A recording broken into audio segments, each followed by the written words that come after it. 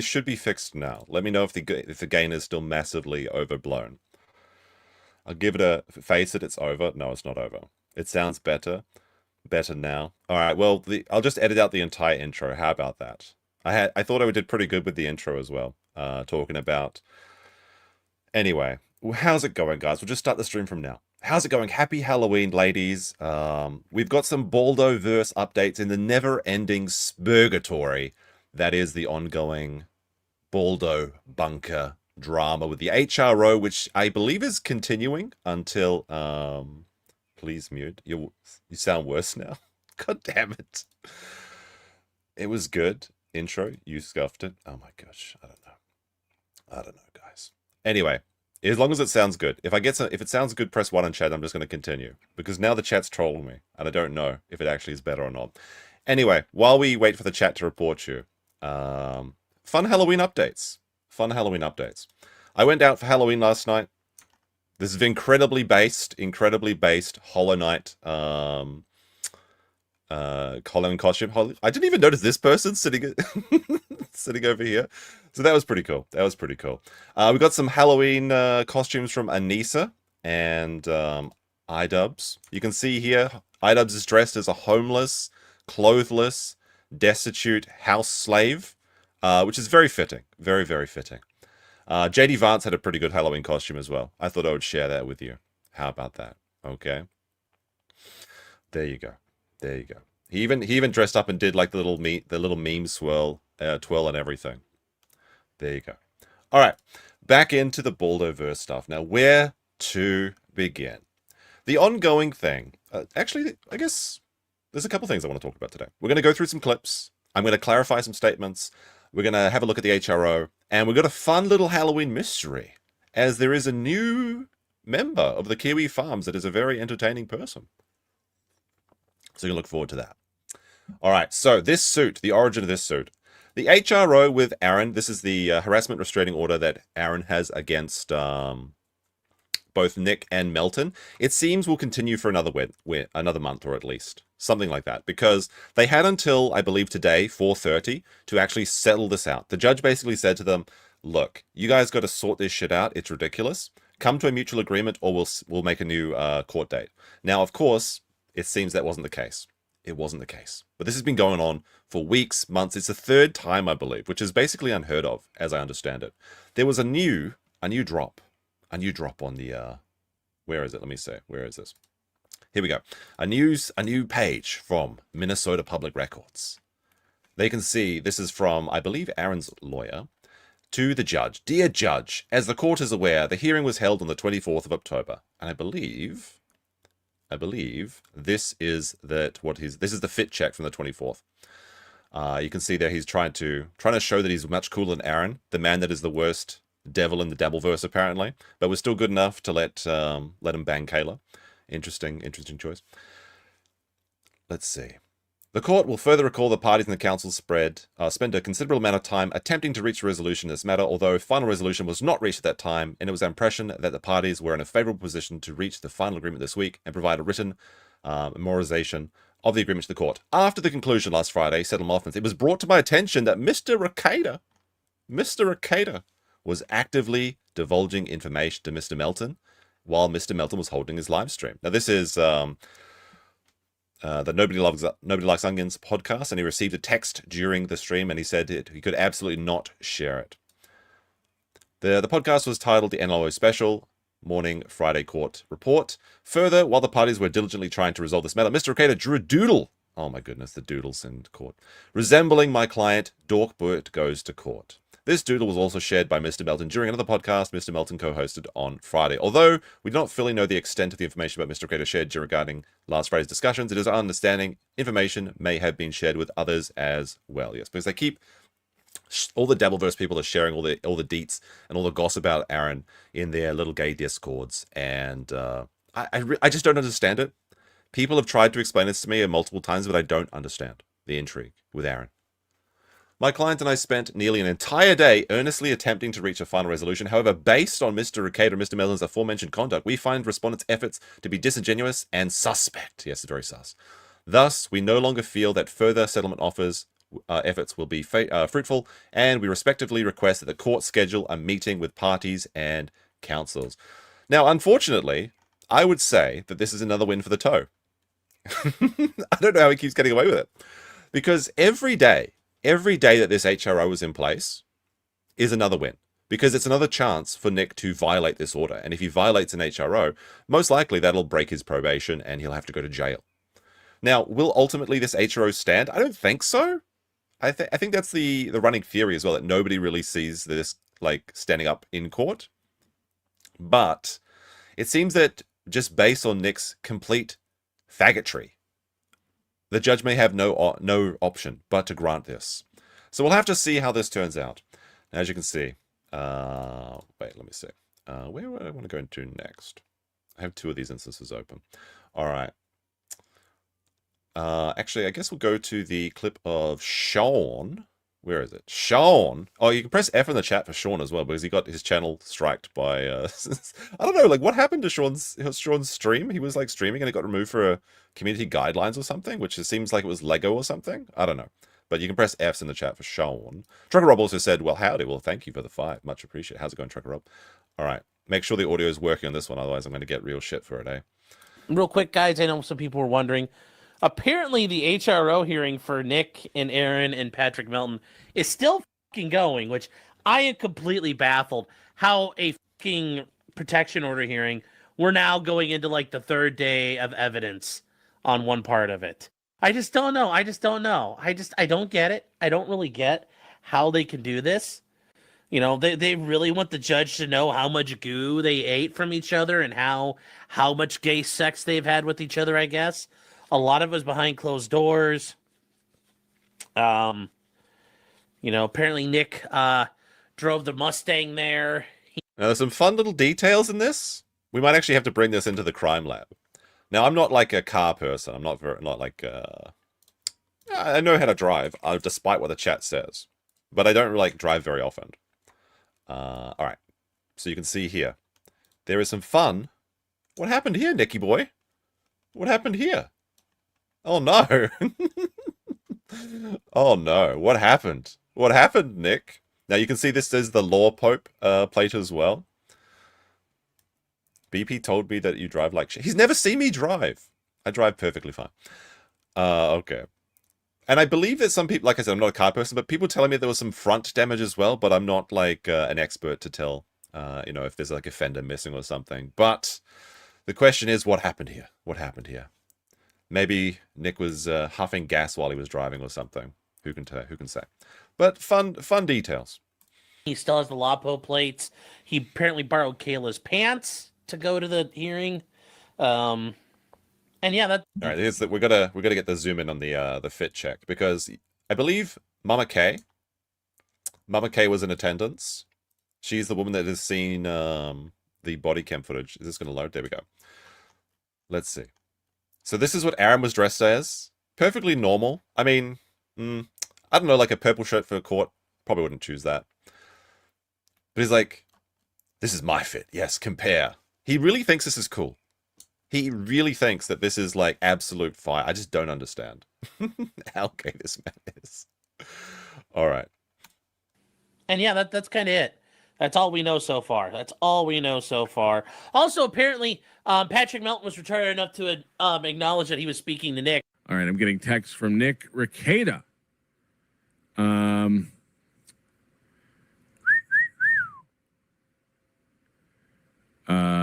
Okay, he's telling me I cannot say this publicly. That you probably shouldn't have read the text that was coming in anyway. Now, of course, the stream was court day report, so everyone's expecting a big victory, which I think ultimately will happen, that like this will be thrown out.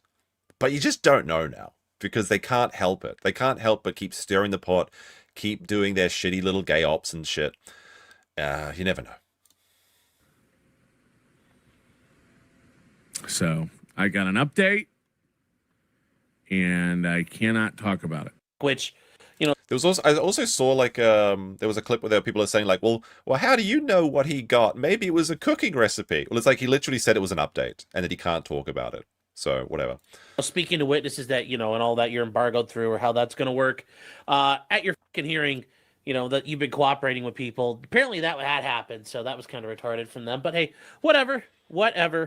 So is the judge trying to make the gay lovers make up? I think he was trying to force a settlement because it's easier if you guys both agree to like a mutual consent. We both agree to be bound by an HRO. Then just don't have to worry about it.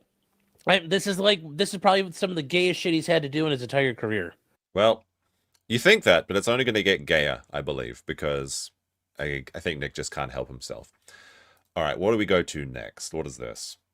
Oh, here's a well, we'll go. Do you want to go? Let's go to the fun little mystery. The fun little mystery for Halloween. I'll get rid of that. Clear these tabs up a little bit. Oh yeah, this is another one as well. This is the actual state of the Dabbleverse fans. Before the court date on the 24th, so Matt Panger said, "Yo, rekietalaw, good luck today." Well, he needed it. He didn't get it.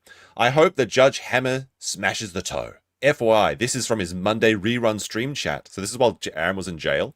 He was literally in jail and just running reruns on his, like, with April, because I guess that's before he met the Rekieta, so there's no possible way he could mention Kayla. "The chat was filled with nothing.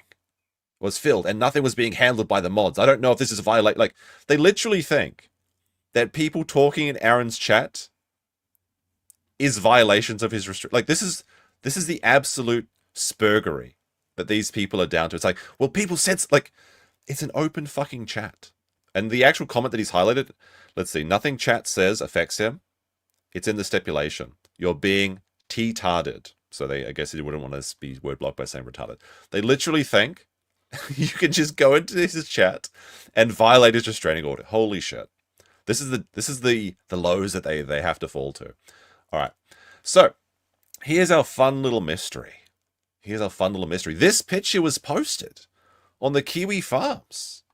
And you can see here, what do you think's happening in this? Let's have a look. So we have, first of all, what the fuck is all this mess? Okay. It's like an episode of Hoarders or something. When I saw this, I was just laughing. But you can see here, we've got a fun little adults play Lego set, I suppose. You have somebody's foot with a tattoo. And what do we have up here? An episode of Star Trek. Now, of course, this is the master bedroom of the Rekieta Balldo bunker. Somebody posted this picture.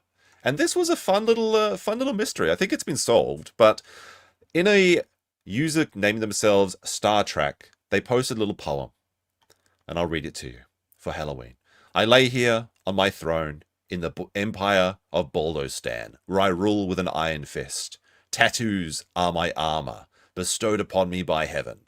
Words are my weapons of choice. Nick, Aaron, and so many others are my Legos. They are toys to be manipulated and shaped into my desires. Often my subjects disappoint me. And when they do, violence is the answer." Oh my goodness. "As Nick knows all too well, there are many incidents where I had to put his ass in check. The Mustang has been the scene of more than one crime against the empire of Balldo. A black eye is a small price to pay to learn obedience. I can launch objects in my family with the precision of a WNBA player. More times than not, I miss the target, but I always strike fear in my subjects. Unlike my husband, I don't have a gag order or a gag reflex. I'm taking applications for a new bull. Kayla, Steel Toe Morning Show Muse, CEO of the cover, Khan of the Balldo, Dork Seaman Dumpster." Now, this was pretty funny, and immediately people started to theorize who this person might be. And because it was a picture obviously taken by Kayla, the assumption was that this was a photo that was being shared inside the cover. So it would have to be either Aaron, Nick, April, or did I mention Kayla? Yeah. Now, in order, it seems like it's just a random picture from a Cope refugee Discord that they made after Nick was getting too much shit. But I think this kind of highlights one of the issues in these sort of outside perspective, watching these dumpster fires, like, sort of things, because it's kind of like, people think of it like kind of like a TV show, and in many ways it is, but it's like reality TV. But you always think that it has to be like one of the characters, and that's not necessarily the case. This could have been literally anyone, and it seems that was the case, that it was just shared to a Discord. Although I much prefer the theory of it being of it being Nick, Because that was my when I was talking with someone about this. We were talking about who it could be out of the four of them, and I was like, well, I think number one, it's probably got to be Nick, or caveat, Nick or Melton and his crew, because he probably shared this photo to them, and then they posted on his behalf. And the theory was that maybe they were trying to get Aaron to break his restraining order again, which is just ridiculous. But I think in order of those four people, the most likelihood it's got to be Nick / the people like Melton and crew. April or her husband, because I could see April's husband as being somebody that has like a reason to hate Nick, because she'd probably been filling his ears with just how much of an abusive boyfriend that he was, and how he lied to her about how he was going to divorce his wife and marry her and stuff like that, yada yada yada. Then I would say it's probably then number 3, I guess it would be Aaron, and then 4 would be Kayla. But like I said, it seems most likely this is just some random person from the refugee Discord that has now grown dissatisfied. And in fact, that is the case. They posted this. They said, in response to who or what set them in motion. What set this into motion was a clip I saw of him going after a person with mental health issues who isn't causing harm to anyone. Uncivil Law YouTube channel. I could be wrong about Uncivil Law, but it doesn't matter at this point. Perhaps what set things into motion doesn't pass the Kiwi Farmers purity test. However, I don't have any contact with the cow. Moreover, Kayla can never be a cow because her udders are fake. Very funny. Very, very funny. Hold up, we know who this is. It's Mandy. Well, I mean, that was my fun theory. My fun theory at first was that it was Nick, and he was just so desperate for some humiliation attention that he was making Kayla his new headmate. Like, he's got his, he doesn't want to talk to his real wife, so he can talk to his fake wife in his own head and roleplay as her. And there seemed to be some evidence to back this up, that he might be starting his new arc as Mrs. Ricata. This is from one of his cooking streams. Cooking with Rackets, Dogs Out, October. Let's have a look. Cleaners just came and they always put my stuff in different spots. Wait a second. Wait a second. Hold a second. Wait a second. Wait a second. Oh my goodness. There's a lot of details here we have to go through. But the funniest detail is that Nick paints his toenails. Cleaners just came and they always put my stuff in different spots. This man told us. This man had the audacity to tell us that there is no cleaners available. That's why his house was a mess. The cleaners come and they always misplace your objects. So there are cleaners that you can get. Oh, interesting. What's amazing about these cleaners is they only seem to move the stuff that I use away from the kitchen. Everything I don't use, they're like, no, this is fine. I mean, maybe if you just leave the pans in the dishes, in the sink or on the stovetop all the time, and then they put them away in the cupboard that has no doors, mind you, because it's the shrine to the unknown handyman. Yeah, they might do that. So, we're at smoky temps on the avocado oil. Let me pull this off the burner for a second. Avocado oil. Woo! Just use olive oil. What are you talking You might about? have to let this pan cool.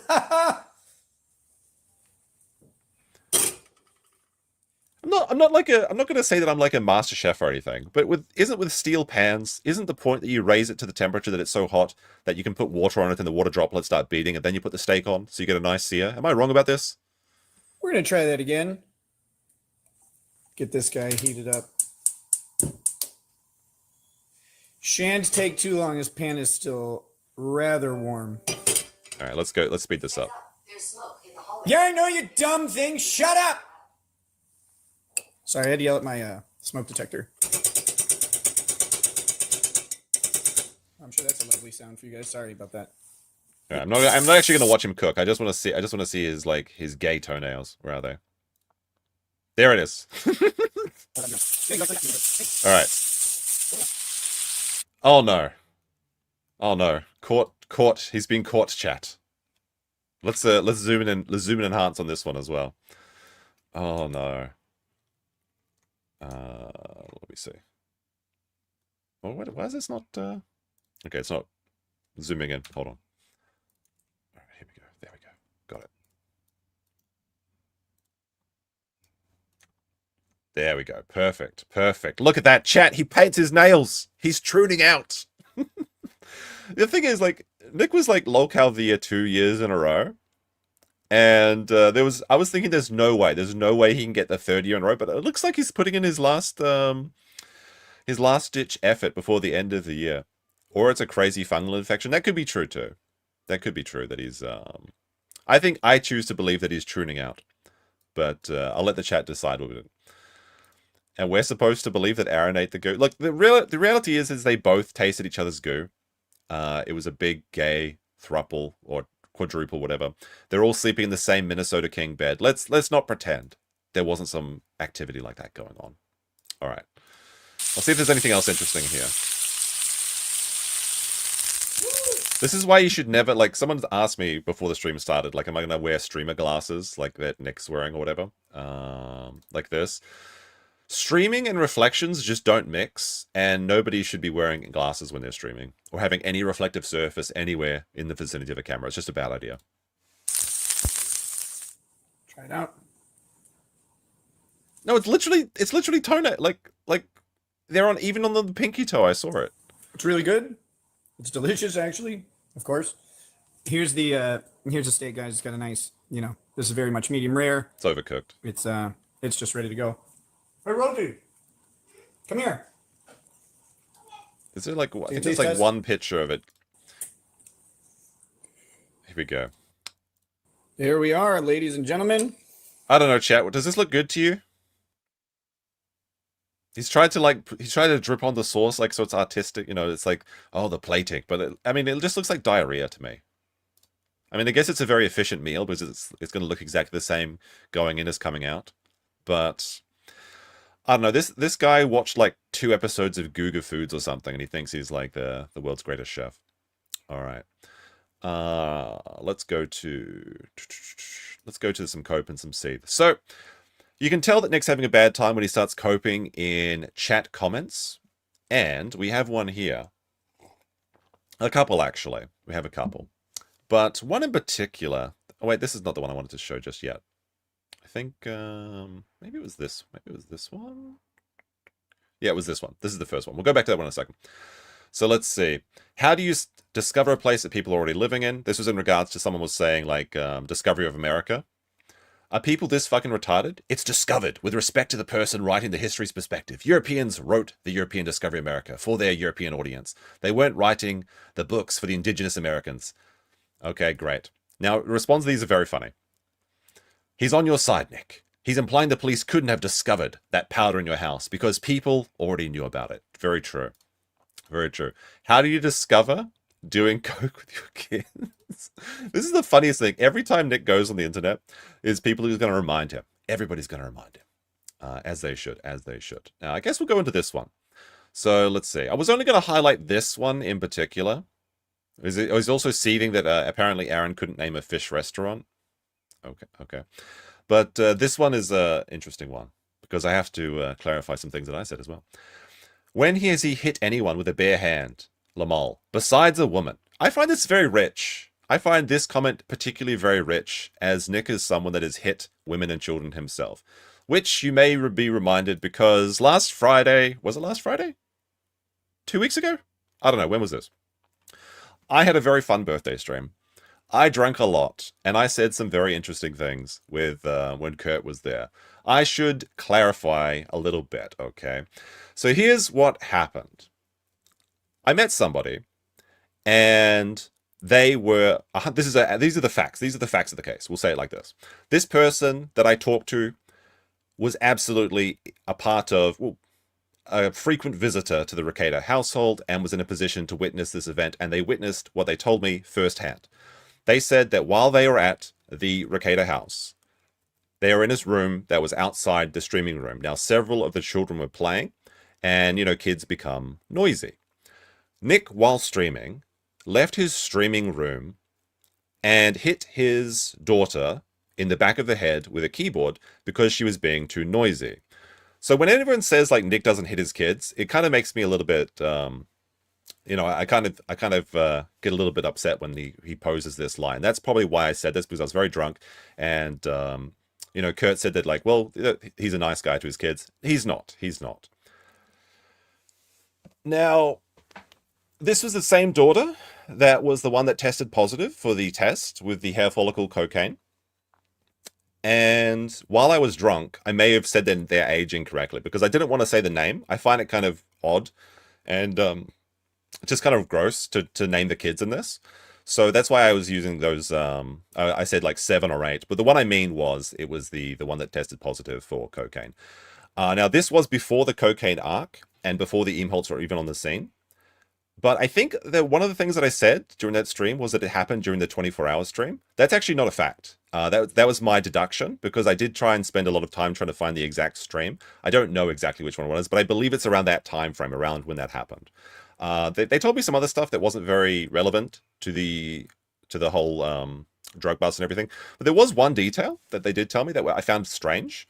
And I kind of hinted about this. And I think I think I leaked out enough that the chat could tell what I was talking about the domestic abuse and also the not living under the stairs, but there's like a toy room that the Rekieta household has, and the daughter that was hit, the daughter that tested positive for cocaine, sometimes she would sleep alone in this toy room, and I think it was under a staircase, but I'm not entirely sure because I kind of joked around at the time and said like, "What, you mean like a Harry Potter situation?"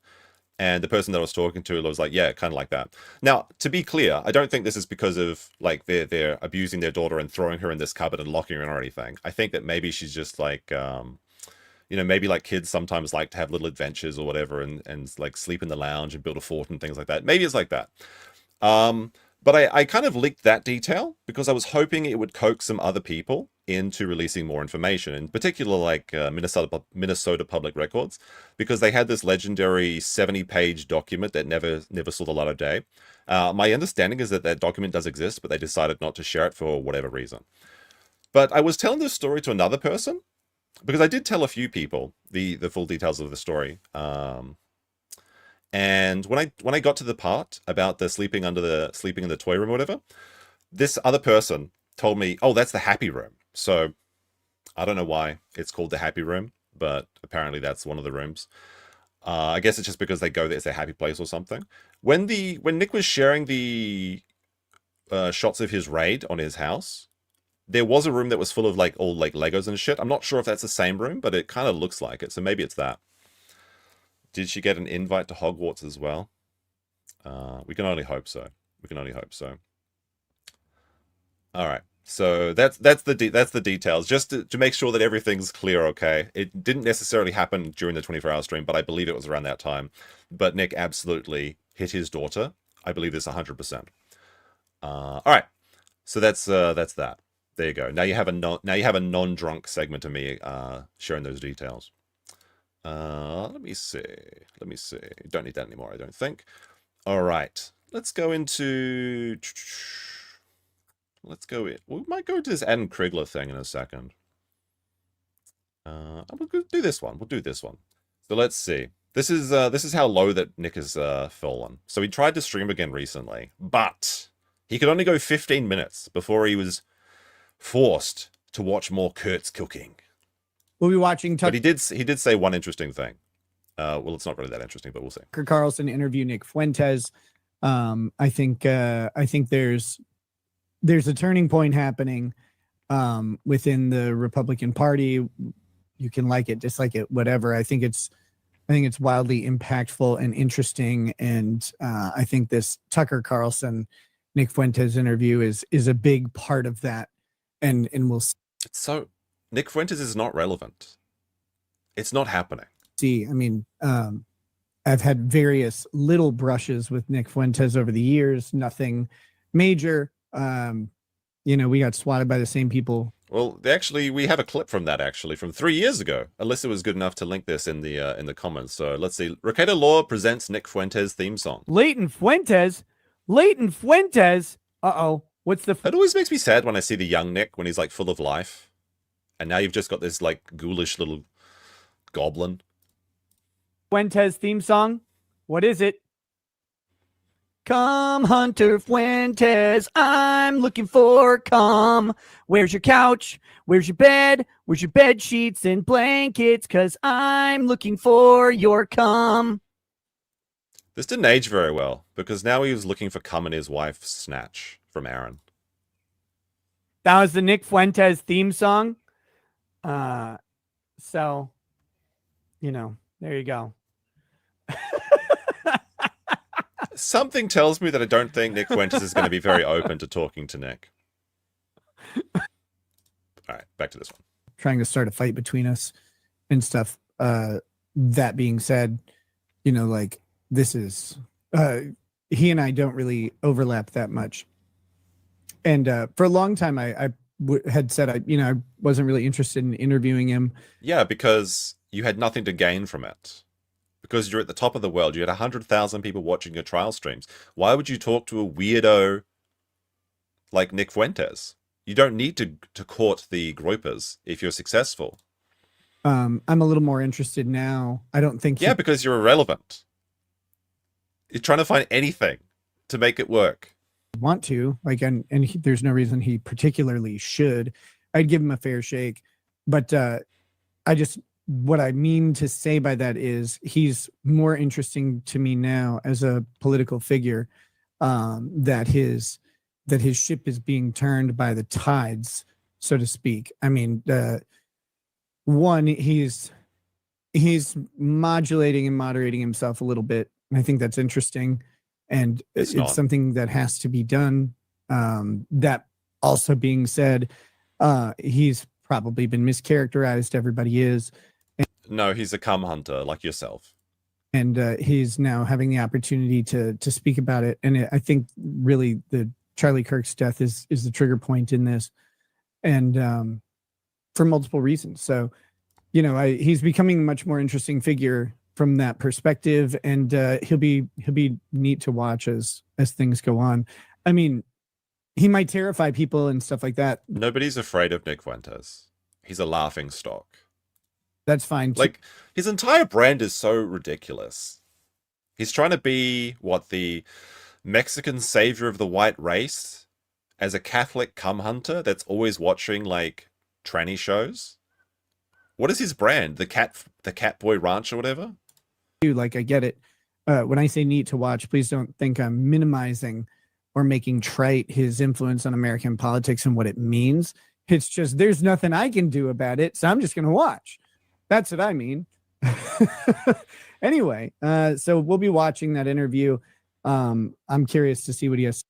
All right. Did he actually stream though? Like, because he said he was going to watch the entire Tucker Carlson interview. Am I correct in saying the stream never happened? I'm not sure. Maybe it was like on the locals or something. Oh, how's it going, Kurt? I guess hate watching is still traffic, so if it brings his sad life meaning, carry on, I guess. Jesus. I mean, he's obsessed. He's obsessed. He needs well, never mind. Rocambole with a 50. Is this Corona from Norway? I just joined and he's already looking for Coom. What the fuck did I join? Did he improve or get worse? I can't tell. I think he's spiraling the drain at this point. He has very little left to keep himself happy, except watching Kurt make his casseroles and things. What was this one that I have? Let's see. Oh, this is a fun one. This is a fun little detail. If it'll load. Oh my goodness. Press F. It's so fucking over, chat. He's high. I think that Nick is galaxy huffing. The whippets. But you made a statement about how you knew how to write police statements. You knew what they were looking for as with your background and everything. You know exactly what they're looking for, all the bullet points that you need to hit. Right, Why do you think they charged Aaron with a felony dissemination of an image without having the image? Because Gino's dumb. Right? Well, like it's because the report that was made was thorough to the point that they didn't need the image to get probable cause and even to make a conviction. They didn't need the image to do it because the report that we created was so thorough. Oh, that we created. Interesting. Because I do know the elements of crimes, like and what the court is looking for and what the prosecutor needs to make the prosecution happen. So yeah, I do. And I know exactly what to write on the reports about violations. I know what they're looking for and I'm happy to write them. Absolutely. So there you go. He's writing all the police reports for his wife. No, it's Kayla. It's Kayla. She's traumatized. She's so traumatized she had to go to Stoney's after the court date. No, of course it's Nick's vendetta against Aaron, because if he can felt the toe, if he can stub the toe, then his life is going to come back. Everything's the 100,000 live viewers is going to come back. His wife is going to be I try and be classy, but I just can't help it. I just can't help it. No, it's fucking over. All right. Now Nick went on to the Adam Krigler show. And I believe this is a guy that was like fired from Tim Pool. I do remember having one interaction with Tim Pool. Sorry, not Tim Pool, Adam Krigler. And I was able to find it. I was able to find it. So Adam Krigler said, do you think each of these cultures on all sides, or how do you think each of these cultures on all sides of the globe each had their own version of this figure? What do you think it represents? Spacemen? So you have the Aztec Mexicos, the New Zealand Maori. This is clearly a fucking canoe. It's a fucking waka. Or is it waka? I can't remember how you say it. Mexico, Egypt. I responded to him saying, it's boats, you nitwit. And he responded to me saying, you seem nice. So Adam Krigler apparently doesn't really like me very much. But it's fucking canoes. Oh my goodness. These like, oh bro, all the ancient civilizations, they've got the same carving. Because they all fucking use boats. You mongoloid. All right, anyway. Let's get into this. As you can see, waka. Yeah, like a wait, is that what they're called? Waka? Waka? It's like a Maori canoe. I haven't been in New Zealand for ages. I can't remember it. Waka canoe. You guys don't know about this? Yeah, it's a waka. Waka? I don't know, chat. Yeah, this is a big part of New Zealand history. There you go. There's a New Zealand canoe for you, okay? There was actually, this reminds me though, but when I was living in Wellington, there was a homeless man who was like a homeless celebrity called Blanket Man, and he was literally just this naked Maori guy that was wrapped in a blanket. Oh, actually, speaking of naked people, I saw a guy naked skateboarding last night during Halloween, and he fell on his ass, and it was very painful for him. He was doing it just in the middle of the street too. But anyway, so Blanket Man was like a local celebrity in Wellington, and at one point he owned a car, and he ripped well, maybe he just got it for free, I don't know, because he's homeless. But he had a car at one point, and he ripped off the license plates and writ Te Waka in like cardboard, and then he was pulled over by the police, and he argued in court that he shouldn't be arrested for driving because it's not a car, it's a canoe. That's why it says the Waka on it. Anyway, complete non sequitur. Anyway, back to this. All right, let's see what this man that couldn't even make it on the Dim Fool show has to say. I'm great. I'm a dad now. Oh, congratulations. Did you know? That's nice. Did you know that? I saw. I mean, like, saw I read it. Yeah, he's Don't 14 months today. Don't give him cocaine. Like, don't do that. I mean, that's good advice. Probably shouldn't be joking about it, though. Rumor has it it's bad to do. Like, you shouldn't do it. Okay. Telling me, they're like, hey, you can't give your kids cocaine. I'm like, God, holy shit. I gotta tell other people. I gotta let them Probably shouldn't have given his kids cocaine then. know. You know what? Let me write this down. I don't want to, fatherly tips from Nick Rekieta. This is great. All right. No cocaine. All right. Done. That's number 1 on the list. Whew, got that out of there.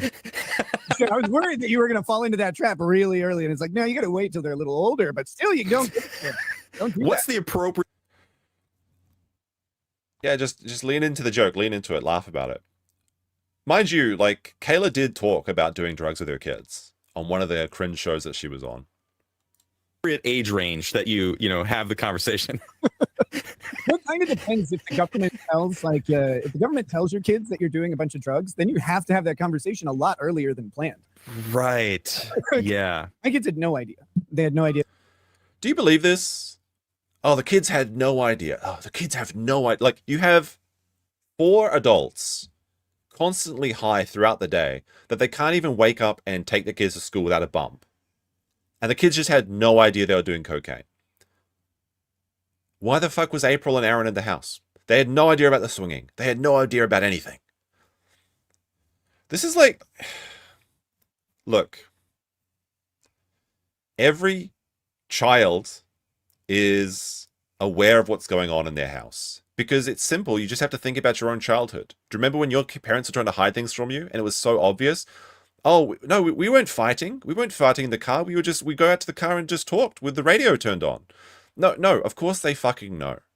And this is a funny point, though, because Nick is going to talk about how his kids never had any idea about the cocaine, but then he's going to talk about how they knew about it.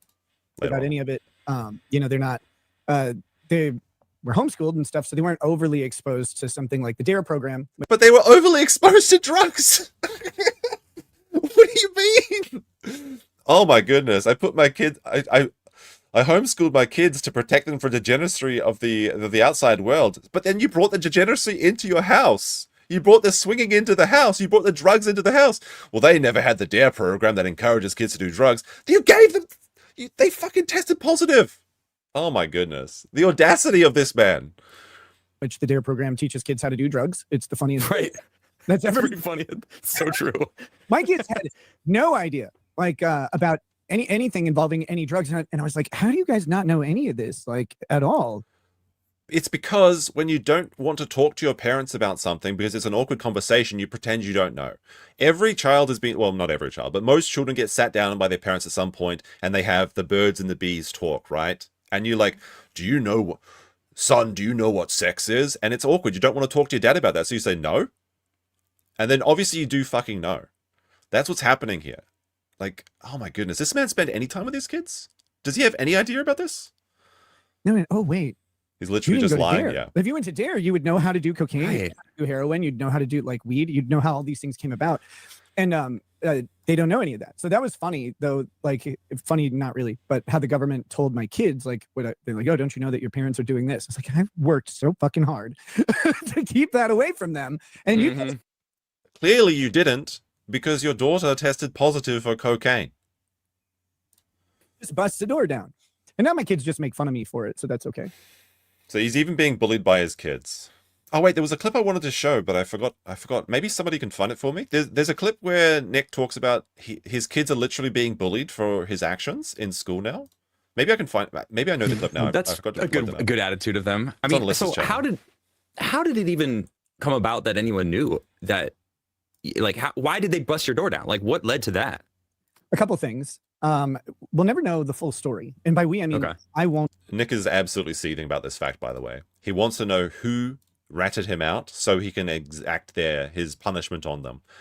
Because people think that it's the toe must have knocked on them. It seems like, I'm not going to say that Aaron isn't a snitch, but it seems like he only snitched after the cops came and talked to him. He wasn't the person that instigated the raid, which is very funny to see because Nick is focusing all his ire onto Aaron because of this fact that he thinks that Aaron was the person that started all these dramas for him when it was just himself. It's everyone else's fault. Not him. Because I'm not. There's no use in complaining about this. I can't change it. I pled guilty. I'm doing my probation sentence, and so that's all done. I'm not. There's a very limited possibility that you could ever go after what happened. All right. Okay. Yeah. That being said, there are conversations that occurred prior to the warrant and prior to my arrest that we were never given. We weren't even told about. So when somebody makes a report to the police that these children are in danger, these people are addicts, these people are having these big coke parties in their master bedroom, it's yeah, that's going to be anonymous. These are things that they should have been required to provide in discovery, and they just didn't. They didn't do it. There's a conversation that happened with April's mother. There's a conversation that happened with my mother-in-law. These are not recorded. They're not reported anywhere. It took forever to find out about them. There's also another call that happened with another one of my wife's family members that preceded the arrest. And So there you go. It was the family literally called the cops on you. April's mother, your mother-in-law, and was it? Did he say another person of Kayla's family? Is that what he said? Let me rewind this. That preceded the arrest, and I have reason to believe that conversation involved information from another person. So this has got to be Aaron, I suppose. So it must have been Aaron. So Aaron called up Kayla's family and was like, "Look, you've got to arrest you. Nick is going crazy. It's all Aaron. It's all Aaron." BobTube says he fucking streamed with powder in his nose to 1,000 people and then beat it on stream. How does he think? I mean, it seems like they were already investigating him. So it was that was a very unfortunate time to have a coke stream. And this is the funny thing as well, because he's like, the kids, how could the kids even fucking know that I was on drugs? You streamed it to tens of thousands of people. And so Nick used to be part of a I guess, a homeschool co-op where he was teaching, I think, constitutional law or something. Maybe, correct me if I'm wrong. And some of the kids in that class knew that he was a YouTuber and had found his channel, and he encouraged them not to watch his content. But that just means that these kids were watching his content. They knew they were checking up on him, things like that. It's so easy to find. The entire community was talking about it. And he's like, well, the kids have no way they could possibly fucking known. Who we won't really talk about too much. But all of this stuff happened. I know that it happened now. I didn't know when I was fighting the criminal case, because the government, if they don't give you stuff, you can't go get it. Like, you can tell the court, you can bitch about it, but I can't subpoena the cops' phone calls. If I was suing you, I could subpoena your phone records, right? Like if I could show that there was relevance to getting information out of there, I could subpoena your phone records and go through them. With the cop, even though they record all the phone calls and they have an incident log for every single one of them, you can't go after it, which is crazy. Protecting the whistleblower, yeah. But that's how it is. Was it legal? Was it legal what they did? It's really hard. Gray area? It's hard to say because I don't have. So it is. So what they did was legal. Well, I mean, it's hard to say. I mean, I just want these records so I can, show my wrath on these rat family members that have talked about me. They need to pay, but I don't know which ones in particular. They got to tell me. Enough like, this is exactly why they should not give this information to him, just based on his never-ending SPERGATOry vendetta against Aaron with this HRO thing. Information. I will say I don't believe that it was legal. So then it was legal. So it was legal, but you just don't like it. That's what you mean. You don't like it that it's legal. Don't believe that. I mean, look, I had the stuff. Like, I'm not saying anything other than that. My fault for having illegal drugs in my house, right? But how the warrant came about is tainted in several ways. I can't go after it anymore. There's no profit to me like saying this and being like, I can press on it. I can't. The judge who signed the warrant has been forced to resign as a judge because I heard that. Yeah, you mentioned that on your stream last week. Yeah, she has been. She was caught taking retaliatory action against lawyers, against defendants, against other judges, anyone who spoke negatively about her. Well, in the video that they used to justify the raid on my house, I said that she was such an alcoholic. If you wrung her out, liquor would come out of her vagina. That's good. That's funny. I stand by that statement. You will not need to back down. That so bitch had to resign. Fuck her. I mean, the investigation was already happening, though, right? So she may not have even seen that clip. Just because there was a 4-hour stream or whatever where he was like coked out and he did say things doesn't necessarily mean that she was just like this. This was all retaliatory. Not necessarily. Maybe she just saw the part where you were either beating it off or had coke all over your nose. I hate her. That being said, it's kind of crazy to think that a judge can go through and utilize a video that openly disparages that judge and not recuse themselves and have another judge make the warrant decision. Right. That shouldn't have been allowed. I mean, if this theory was accurate, it's like, could you just look up you could just be in the process of committing a crime and then just name all the judges and call them a piece of shit in your county. So then you can never be, it's like this 500 IQ play. Just every time you commit a crime, just say all the judges' names and then say that they're like, they're going to be like wringing liquor out of their pussy or whatever. And then you just have this amazing, like, get out of jail free card where they can never serve warrants on you. Brilliant. However, that judge was still practicing in good standing up until after my sentencing. Like that happened later. And they did switch out the judge anyway. So it's kind of like a non-issue. So as that stuff happens, as you get this information, you go, well, fuck me, this would have been nice. You know, and it took over a year or about a year for me to get sentenced. So it's not like it happened quick. You know, it's not like there wasn't enough time to get this stuff. This stuff should have been disclosed. It should have been released, but it wasn't. I can't ever, the obvious answer is that it was legal because the judge said it was legal and we lost on the appeal. So it's legal. There's new information now, probably not sufficient to overturn what happened. There's not really no fit in me doing so. It's easier. Like it would make it's easier to just go after Aaron forever. I'm sure that's going to work out. Probation shorter, but we're talking about, another year to 2 years of a legal fight at least to get that done. It's not going to happen overnight if I were to do it. And it's not so easy because of deadlines that have already passed. So we'd have to get permission to go after all this stuff. It's right. It's just not worth it. Correct. It's easier to just go ahead and do, again, I had the drugs. They were illegal. I know, I did it.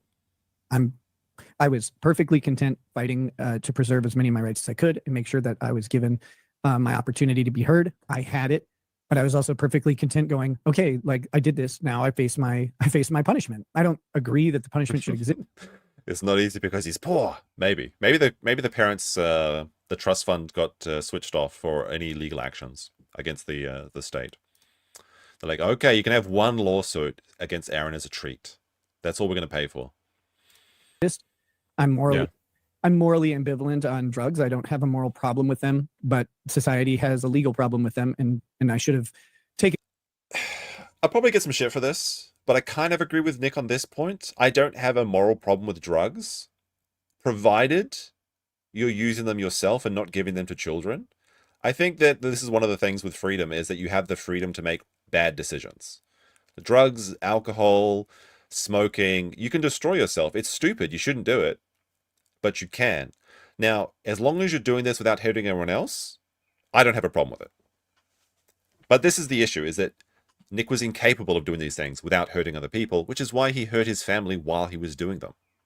More care and recognize that, and I didn't. So now I paid the You know, quick question on those drugs. Now, have you seen Captain America? Oh my goodness. Which the one? movie? Just the first The Captain. media literacy. Oh my goodness, the Captain America. Do you guys remember Marvel? America from Marvel. Yeah, One of the good, before they went to shit.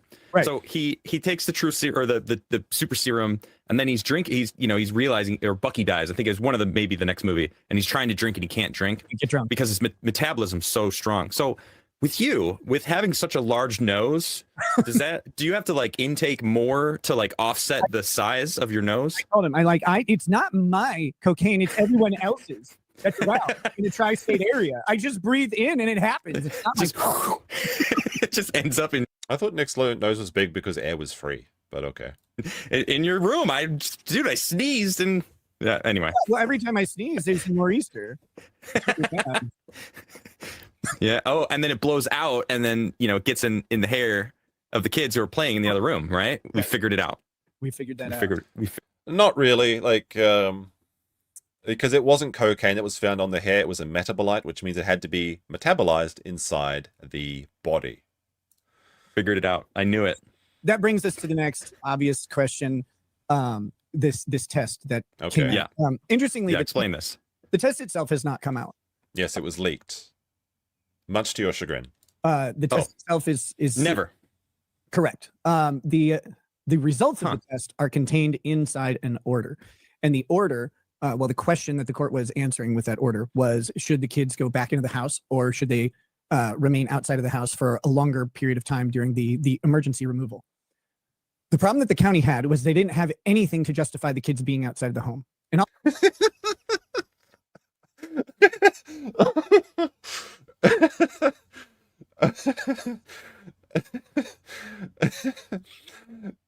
You bang down the house.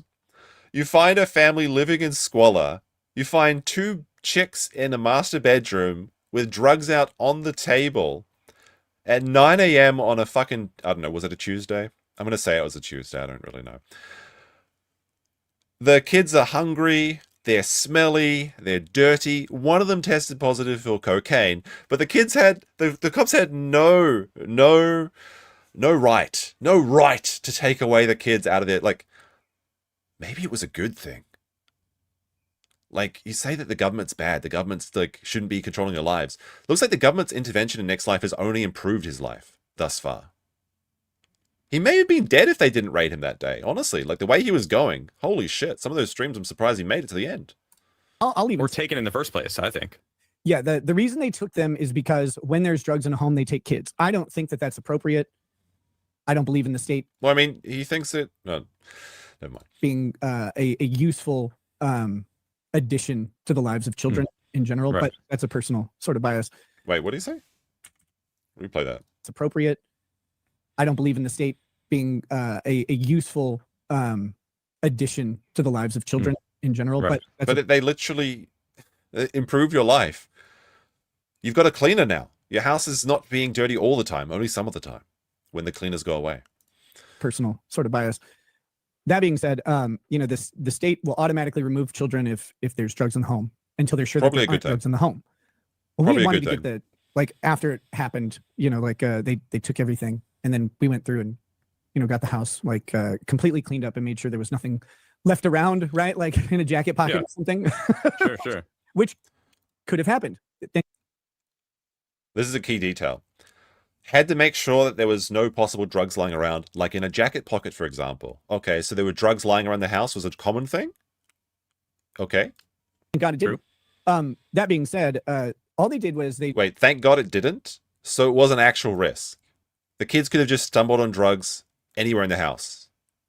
Just go up to a jacket left on the side. Like, you come home, you take off your jacket, you throw it across the couch. Oh, there's just a bunch of cocaine in there, kids. took Ooh, this lucky. this test, and they used that test to say that it justified them keeping the kids out of the home because they didn't know what happened. They never accused us of giving our child cocaine because that's crazy. No, it's not crazy. If you have cocaine in the house, you are a daily user of cocaine. You have cocaine just lying around in jackets. You can't even take your daughter to her school without bringing a cocaine bullet, and then one of the kids tests positive for cocaine. Occam's razor here is that the kid was exposed to cocaine. It's really that simple. Now, why didn't they charge them? That's an interesting question, and we don't know. It may be the case that they couldn't pin it on which adult. With 3 there, maybe they couldn't know. There's any number of things that have happened. But Nick has never actually explained how this test has been positive. He just says, like, well, yeah, maybe like a cop touched her hair and then some magical osmosis happened because of water. And like he posted this like quack article from like fucking Quora to try and explain it, which makes no sense. Yeah. Anyone with children or who's done cocaine or particularly both knows that you wouldn't do that. Like you'd be driving yourself. You barely want to This is such a stupid argument as well. Like, oh, you wouldn't want to give kids cocaine because then they'd be jumping off the wall. But aren't his children actually on like Ritalin or something? So they basically already are. your kids caffeine because they go nuts. You imagine True. giving them an extremely strong stimulant, and it's just not something you'd want to do. True. That being said, we don't really know how the test result occurred. The Probably she ingested cocaine. first person who was mad about the test result was me. And my wife. We were both there, and Sure. I said, "This is bullshit. There's no fucking way." We were exceedingly careful, and I had to really monitor how I said anything because at the time, anything I said would be used in the criminal case. But I knew Right. for a fact that there was never an opportunity for that child to get into anything. Everything was in a Unless they found a jacket with some cocaine in it or something.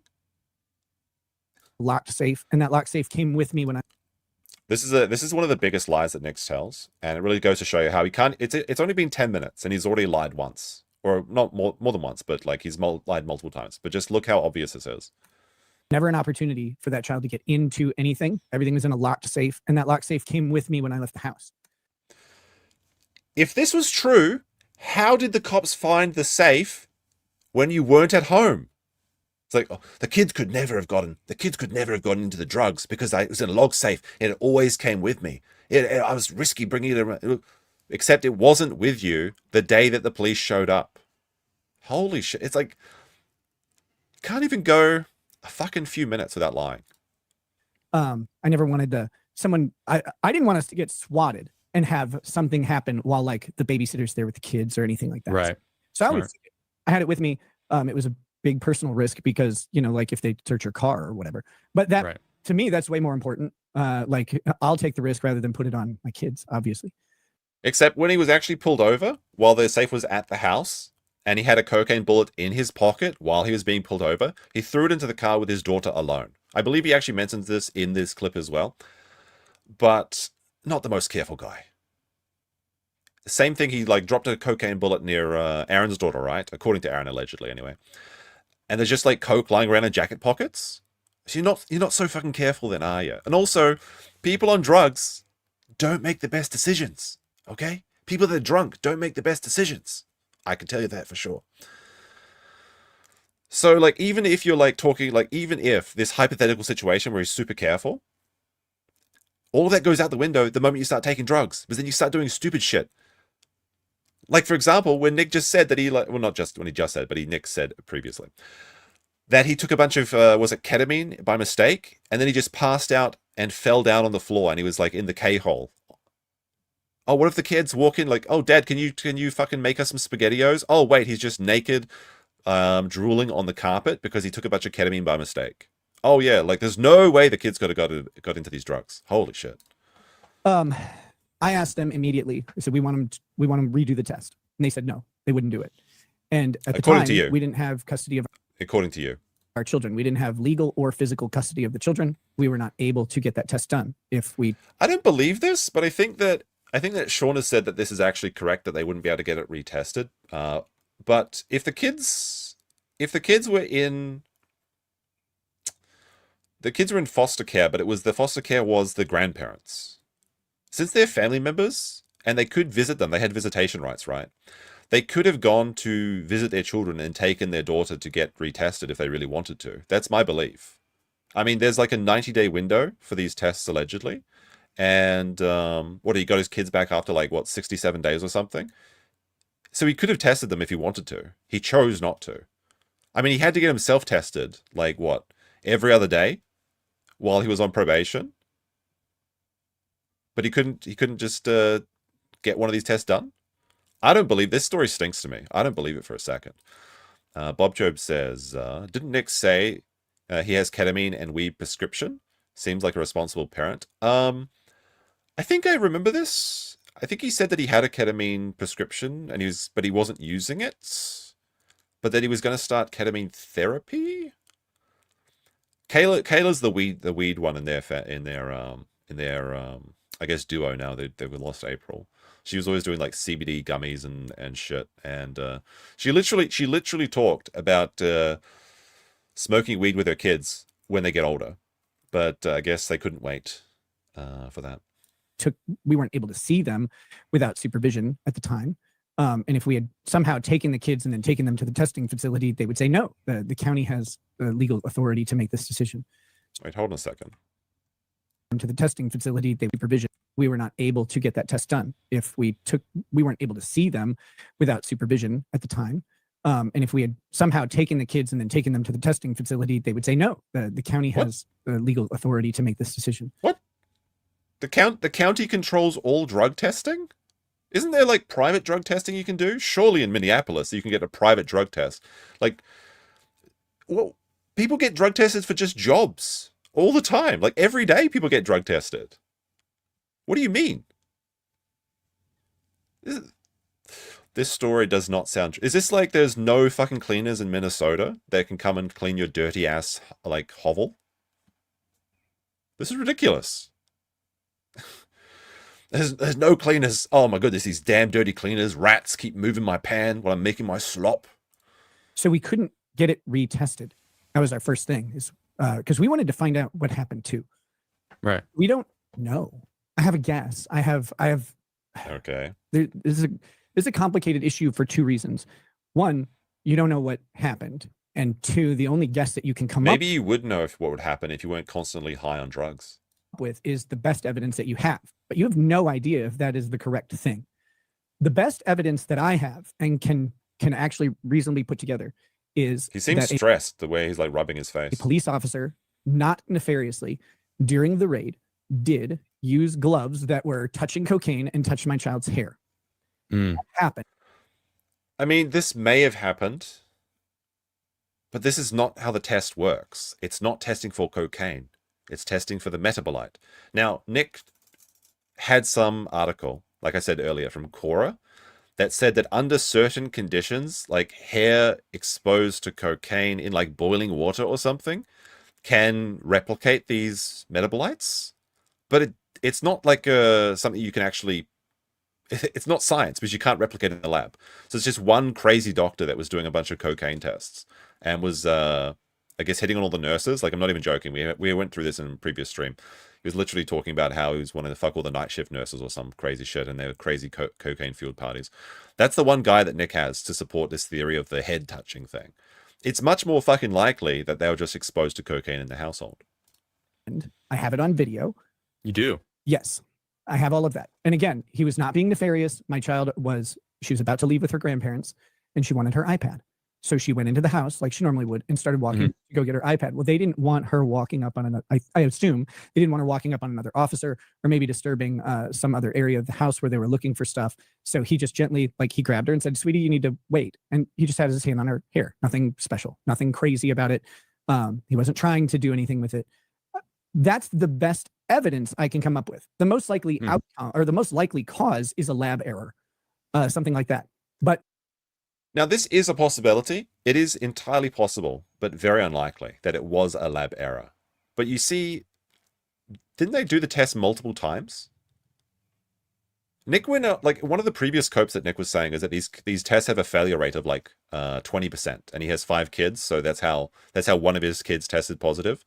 But apparently every single drug test, like the hundreds of drug tests that he took on probation, those are all perfectly fine.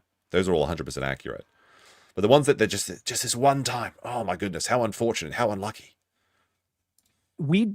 since we were not accused of doing this, we never had to fight the test. We never got the opportunity to refute the test. They never brought in an expert to explain the test. All they had to do was say, we have reason to believe that there was that something happened where contact was made inside the home with this child. And in fairness, that very likely is true through the gloves that touched her hair. And I mean, those gloves had handled cocaine literally a minute or less before they touched her hair. It's not like, I mean, if Nick actually revealed the body cam, we could verify this for ourselves. Did the gloves touch like pure coke? Like, did the officer dip his fingers into the cocaine and go, just like yep, that's it, that's cocaine? Or did he just handle the box? Was it even the same officer that touched the cocaine? We don't know that. This could be cleared up by the body cam, but Nick's not going to share it. So, and it's it's not impossible that Kiwi Farms will get it. But if they do, it's probably be like a year from now or some shit like that. it's not like this is an attenuated point or something. The cop, they'd moved the cocaine safe from the master bathroom. They took it outside and cracked it open, and they brought it back in the house, which is insane to me. They brought it back into the house to the bathroom that's in the foyer. And my daughter, of course, when she went in to get her iPad, went into that area, the foyer area. And so they had it within 10 feet of where she's standing. And that guy had just been handling, bags of cocaine and ketamine and stuff like that. So that's my best guess. I know for a fact that my daughter didn't do cocaine. My daughter is also... Well, how do you know that? Like, let's theorize that Nick is innocent in all of this and he didn't give his daughter cocaine. There's other parties in the house that could have. Kayla expressly has talked about doing drugs with her kids at some point in the future. You don't know about April. Maybe she was exposing them to cocaine. There's all these factors that you don't know. And that's what's so dangerous about having these things around children, which is why it should never have invited them into your house in the first place. Like, the people that... What is it, like 90% of all domestic violence against children is done by people that are invited into the home? I mean, the family himself, of course, is quite a big number, but you see this all the time. Bringing in single or unknown people into your relationships, like this happens a lot with like single moms and things like that, is an extremely risky proposition because you just don't know a person. Especially like how long did they know April before they started swinging with the Imholtes? Like, was it a couple months or something? You have no idea about her past. Now, I'm not saying that she did these things, but these are these possibilities and these are these risk factors, which is why you should just not. I mean, it's one of the many reasons why you should not be involved in swinging if you have a family. Like, holy shit.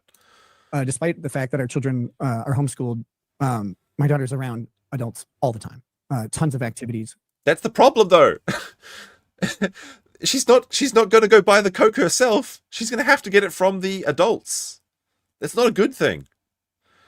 Oh my goodness, we protect our children by homeschooling them. That we had to bring the drugs in ourselves. Holy crap. We're very active in the community. Our kids are very active in the community. No one had any idea about any of this stuff. So that being said... Except everybody knew. That's why the concerned citizens were fucking calling the cops on you. Even though it turns out seems like it's the family members. I'll forever wonder what caused that. Like I said, the most likely outcome is a lab error. No, the most, like, statistically, the most likely result is that she ingested cocaine. Now, I won't discount the theory that it could be a lab error. That's absolutely a possibility, but it's an incredibly small fraction. And again, one that is cleared up by just taking your daughter to get tested again, which you could have done inside the window of 90 days, which was for this particular test. Oh, big government has a complete monopoly on the cocaine testing facilities. Oh my goodness. Is big government also the one that's got the monopoly on the housekeepers you can't seem to find until now? Wish we would have gotten discovery from the lab to see if we could, figure that out. But they chose not to do that. They chose not to give us that even when we requested it and when we requested it again. They didn't give us that information. But like I said, they didn't accuse us of it, so we didn't have to fight it. If you can't, Why is the internet like holding that? That's one of the main things that I see of your haters. Is bringing that. This is going to be a 500 IQ take, I'm sure. Like how did that? Did it get out? So, like I said, it was in an order. The judge to justify extending the emergency hold on the children. That's all it was. Okay, I see. So they referenced this test. Yeah, this test result came. It tested at over this amount. Is this guy actually like this brain dead? How could the internet be upset that your daughter tested positive for cocaine? Because it was from a leaked report? What? Therefore, that's a finding of fact in the thing. It doesn't say why it happened because no one has any idea. Did Nick develop a lisp after the court case? It's probably after sucking all that dick for cocaine. Adam's not the brightest bulb in the onion patch. Well, turns out. I have had conversations with the social workers. I'm like, you realize this is insane. Like this didn't happen. And they said, we don't believe that you gave your daughter coke. Like we don't believe that. My children were all examined. They all had because they fucking deal with these sort of people every day. I was set up, man. The government planted that coke. They deal with these sort of addicts all the fucking time. They're just of course they're gonna appease. Like they don't want to. They're just like, look, just come in, do your tests. We don't want to chat. Okay, yeah, I believe. Yeah. Of course you didn't give your kids coke. Okay, can you piss here and sign the date? Okay. See you next week. Oh my god. Medical examinations, and they were all interviewed independent of us, without our knowledge, without our ability to influence it. This all happened while we were arrested right away. When all this happens, they all say the same thing. They've never seen drugs. They've never seen their parents on drugs. They don't know at all what this would look like or anything like that. This just simply is not possible. Kids were bursting in during streams. The kids live in the house. I think the layout of the house as well. Like it's from the front door to the master bedroom. The coke was out. The coke was out at like 9 a.m. on a weekday when the raid happened. Because I think April was taking a bump right then and there while Nick was taking. Was it his daughter? The same daughter he was taking when the raid occurred. Not important. How could they not? How could they not see it? Like this is insanity to think that you're in a house. They are homeschooled, so you need to talk to them every day, like all day basically. And you have 3 adults that are constantly getting high, and they just have not seen them. They just have no idea. And then the next... I mean, like, of course the kids are going to say that as well, because they want to protect their parents. If the kid... This is another thing. It's just like the kids that are in these, like, violent situations or drug situations, they always say, like, no, my parents are great. They're great. Please don't take them away from me. Because of course they will. They have the incentive to not lose their family.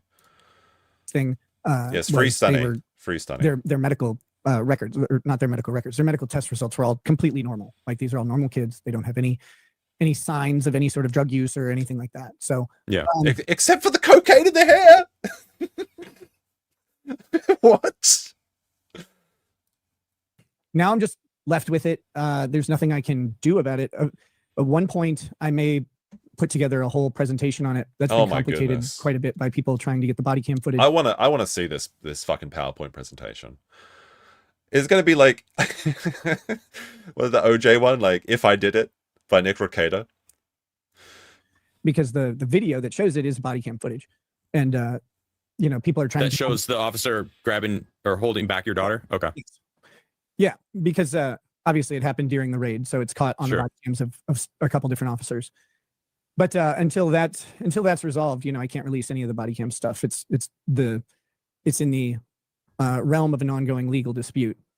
And but yeah, so once that that's going to be very frustrating because he wants to show the body cam allegedly so he can prove that he's innocent. But then if he shows it, then clearly it's not something that needs to remain private, which is one of the arguments that he's making to keep it silenced or suppressed. Done. Maybe I can put things together with screenshots and like I can look. I approached this problem the same way I would approach it if it came from one of my clients, which was start researching everything you can about this testing and figure out what the hell happened, because that's the best thing I could do. And people don't really seem to understand. Hey, Grok, how can I cope away this cocaine result? That's his in-depth research. How drug here's a Quora article by some medical quack. Okay, well, that sounds great. testing works, particularly how hair follicle testing works and stuff like that, which is fine. But I can put together like a presentation with all the papers and everything, but it gets really boring to talk about. Yeah. So I won't spend too much time on it here. But Well, you shouldn't anyway, because the people that it would be for are the people that hate you, and those people are not going to like be like, well, all right, I was wrong. No, they are going to think you're lying, and it doesn't really matter what that video will show anyway. So right. And the funny thing about all this, one of the funny things to me is people who Is it say, funny like, and weird? your kids are going to find out about this. Your kid, blah, blah, they'll see all this. It's like, they were there, right?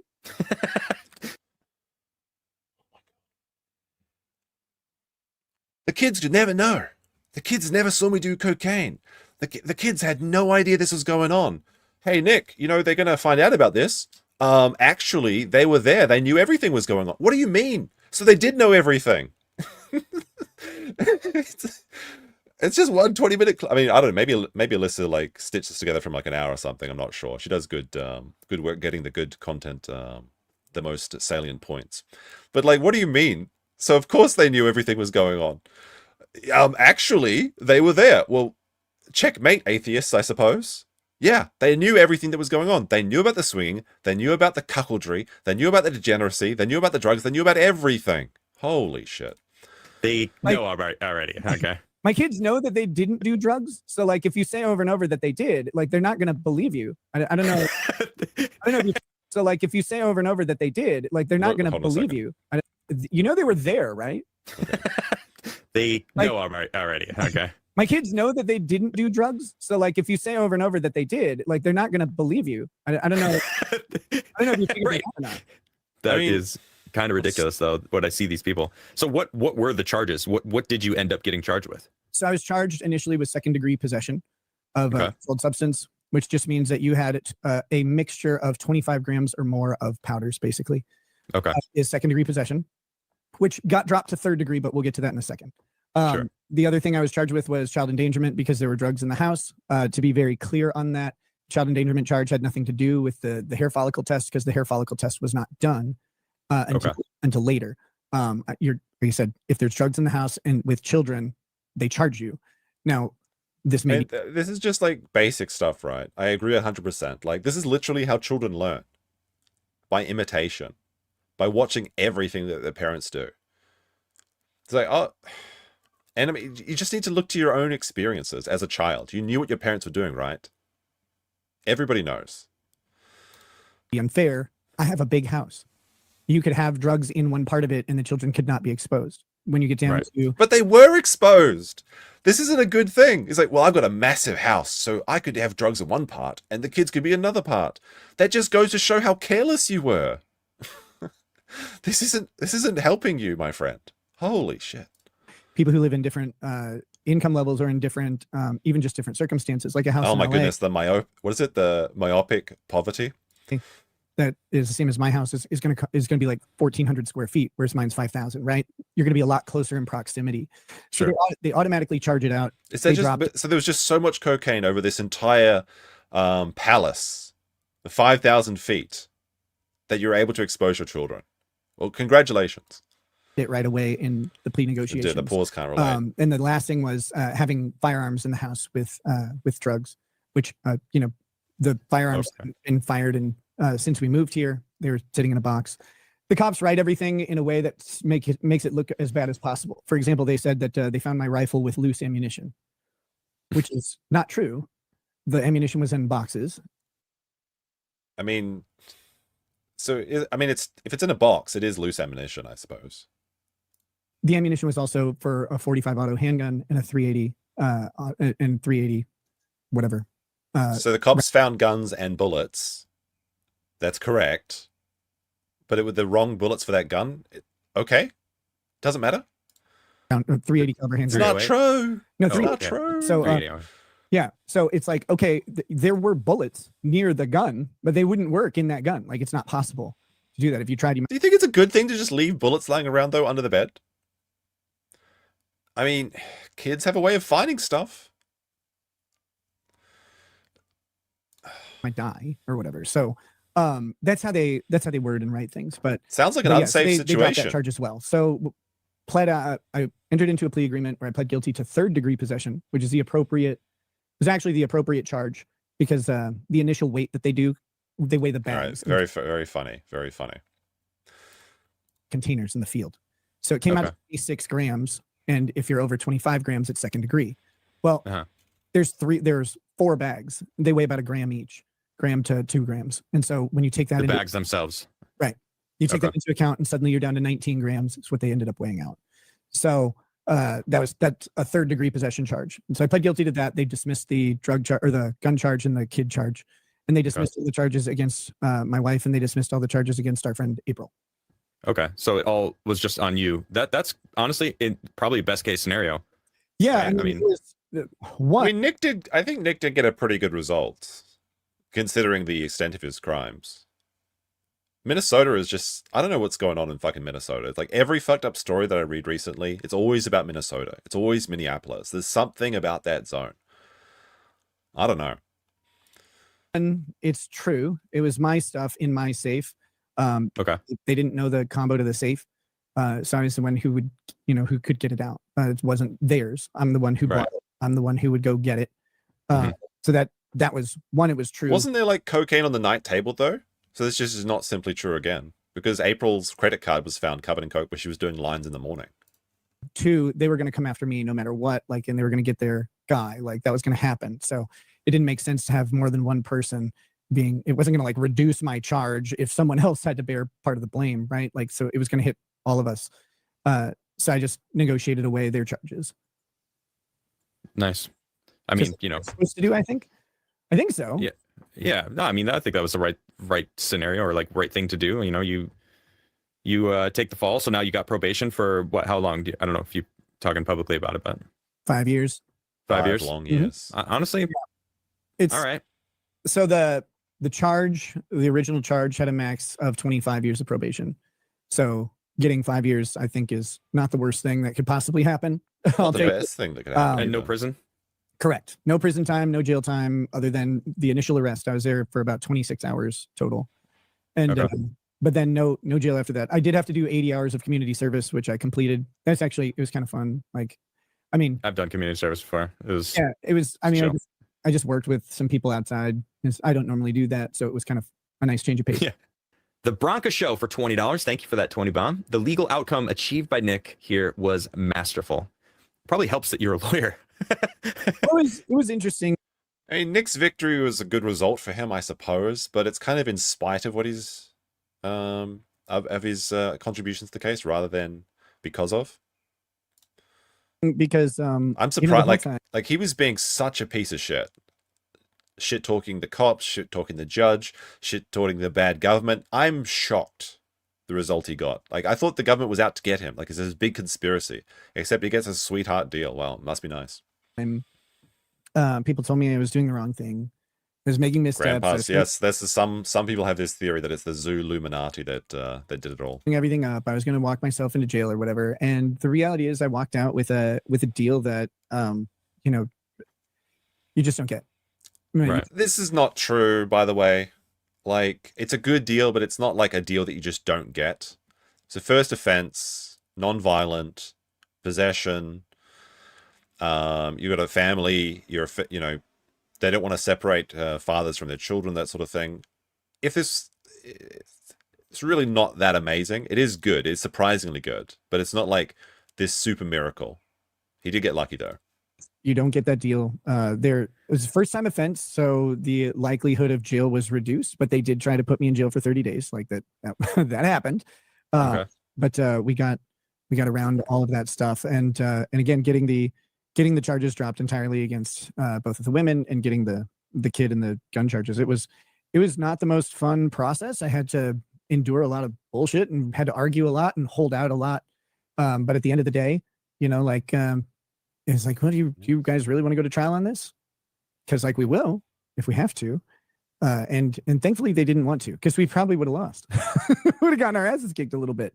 But yeah, always appreciate Andrew's commentary, and it's nice seeing people who know how it goes say, yeah, like you did a good job, because a lot of people tried to, for whatever reason, say that wasn't happening. Well, Right. that's y'all's credibility on the line. True. Mazinger Z for 5 says, Adam, what's your opinion on a parent that ditches hard drugs with their unattended child to avoid getting caught when pulled over? That's oddly specific, and I don't know who you're talking about. I do. I know he's. That's like, this is kind of a rap move to read that chat. I wonder is he just like mindlessly reading all this stuff, or is he just got a policy to read everything? I don't know, maybe. But yeah, this is obviously the reference to when Nick was pulled over. Well, I mean, I guess he pulled over himself, and then the cops came and talked to him or whatever. Then they escorted him back to his house. But he literally ditched coke in the car with the child. Let's see how he copes away this one. Talking about. Oh, who's he talking about? He's talking about me, of course. That's not what happened. Oh, that's one of those rumors that was No, it's not a rumor. It's true. Oh my goodness. around, right? Misinterpretation of something that occurred when I got pulled over. Or I wasn't pulled over. I pulled over, and I thought we were getting swatted. So I had a little bit of cocaine in my pocket. And Imagine taking your daughter to school, and you can't even leave the house without a little bit of a bump. When the cop says, I need to search you, like you need to get out of the car, I have to somehow not have cocaine in my pocket. Is this the deepest lore true? Krigler was a male model. He's literally Zoolander. That's pretty funny, actually. Right. So, Okay. So what I did was I handed it to my daughter, and I said, you take all this right now, and you just suck it right down your nose. But I didn't leave it with her unattended. I forced her to take it. No, Okay. All right. So obviously there's a bit of a joke there, but he made a statement. I didn't leave it with her unattended. I had, like I said, I had a little bit in my pocket and in this little metal container, and I was able to slide it into my door of my car, and so that when they searched me, I didn't have it on me at all. That's it. Smart. My unattended. So you did leave drugs alone with your daughter in your car. That's what you're saying, correct? Daughter was never unattended at all. She was in the car alone. She was in the car alone while you were outside the car talking to the cop. There you go. You left drugs unattended with a minor. Holy crap. Because she was with me, and even if she wasn't, she would have been with the police, and no danger of No, she was inside the car alone. Anywhere near any drugs. So calm the fuck. Oh, She's not. What?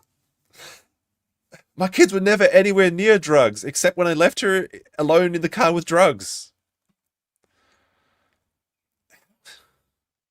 Why would you say this?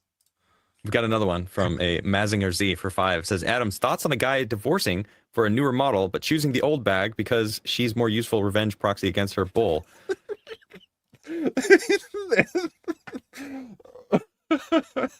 is a fucking brutal chat. Oh my god, this is so funny.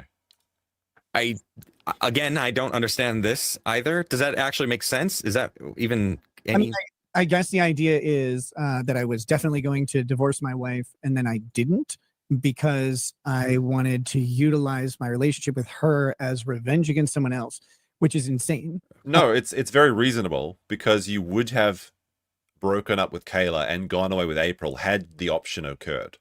So you could live your rock star party lifestyle with a younger model. You literally were telling April this shit. Right. That one really sounded insane. Yeah, I It's not. It's like literally the same. thought for a while that my wife was going to divorce me. I did think that. Like I said, we've been married a long time, and throughout the years, I've given her plenty of reasons that she could. But that's kind of how marriage goes. It's like you go along and things go well, and then there are times when things don't go well, and at some point, someone might decide that that's enough. And I thought that was happening. I had a bunch of reasons to think that. Probably because of all the infidelity and all the fucking drug use. I mean, maybe she was on board for that. Maybe they were coming to a close or something. Didn't happen that way though, and That's good. So I ended up staying with my wife, and we fixed things. No, he almost had what he wanted, Kayla to leave him. Some people have put this theory forward. I don't know if there's any truth to it, but the idea is that if he and Kayla break up, or like if he initiates the divorce, then he might lose some of the trust fund. But if Kayla breaks up with him, then that wouldn't be his fault. Now, I don't know if that's the truth, but is it certainly a very interesting theory. So he almost had it all. He almost had it all. He was almost slimy enough, degenerate enough to get rid of... Even the Star Trek Lego fiend herself was going to say enough is enough and leave him. And he was buttering up April with these words like... This happens every time. Every time there's like a guy stepping out on his wife, it's always like, look, we're just going to get divorced. Like the divorce is basically already finalized. We're just going to go through. No, this is just how they talk to women that they're cheating on their families with. W. But there was another person who I was talking to because I thought I was getting divorced, and that relationship had to end when my... I think I closed one of the tabs already, but there was like one of these. One of these, Nick was saying that like April breaking up with him broke his brain 5,000% more than it messed with Aaron. So he's still heartbroken that April decided that she was going to move on to greener pastures, and she's already been remarried, which is pretty quick in my opinion, but okay. wife and I patch things up so that, that's how it goes, and people can think whatever they want. Of course, it doesn't really matter because what matters is what happened. My wife and I. It clearly it does matter because you have to cope and see in Stalin 19's chat and clips every day, which is where all these funny comments come from. All right, I think that's the Krigler clip now. I got some other ones that I want to go through, but I forgot about them. But I think I found them. But we have a intermission briefly. Some bad news and some good news. But we have a statement from Hedonism 2. Yes, there was a typhoon coming to destroy the pleasure palace that is the pleasure palace that is Hedonism 2. Their official statement from Hedonism 2 Resort. As the worst of Hurricane Melissa has now passed, we are relieved to report that Hedonism 2 sustained primarily superficial damage. Oh, thank God. So we can go back there. Many trees and branches are down, along with the damaged to fences, small outbuildings, and exterior trim. Out of the caution, water service was turned off due to a few pipe leaks, and repairs are expected to begin in the morning. We're also awaiting updates to road access, airport operations, and the well-being of our team members, as well as the conditions begin to stabilize. Efforts of cleanup will commence as soon as it is safe to do so. We appreciate everyone's concern and patience as we complete our full assessment. Please be aware that there is currently a fraudulent GoFundMe campaign. So some guy was like, "Oh my goodness, the cuckold resort has been damaged by the hurricane. Let's start a GoFundMe so that he can cuck more people out of their money." That's very funny. We urge everyone to refrain from donating to any unofficial sources. Do you think Nick already donated to this? If you wish to support legitimate relief efforts, please visit hedocares.org. We will continue to provide updates and more information become available. Thank you for understanding and patience. We have a clip here. We have a clip from inside Hedonism, the resort being cleaned up. There you go. These are all the chocolate men that Nick is very, very excited to get back and see as soon as the government releases him from his prison in Minnesota. Let me see. This is the degenerate wall. I wish we could get a better look at this wall because like people like write and draw like their experiences at hedonism and put it on this like the degeneracy wall. And I would love to see Nick and Kayla's. That'd be very funny. When they went there literally during interracial wife weekend or whatever it was. Do you think one of these people is this the chick that Nick gave $1,000 to for the definitely not an abortion? Do you think she's got another $1,000 being sent out?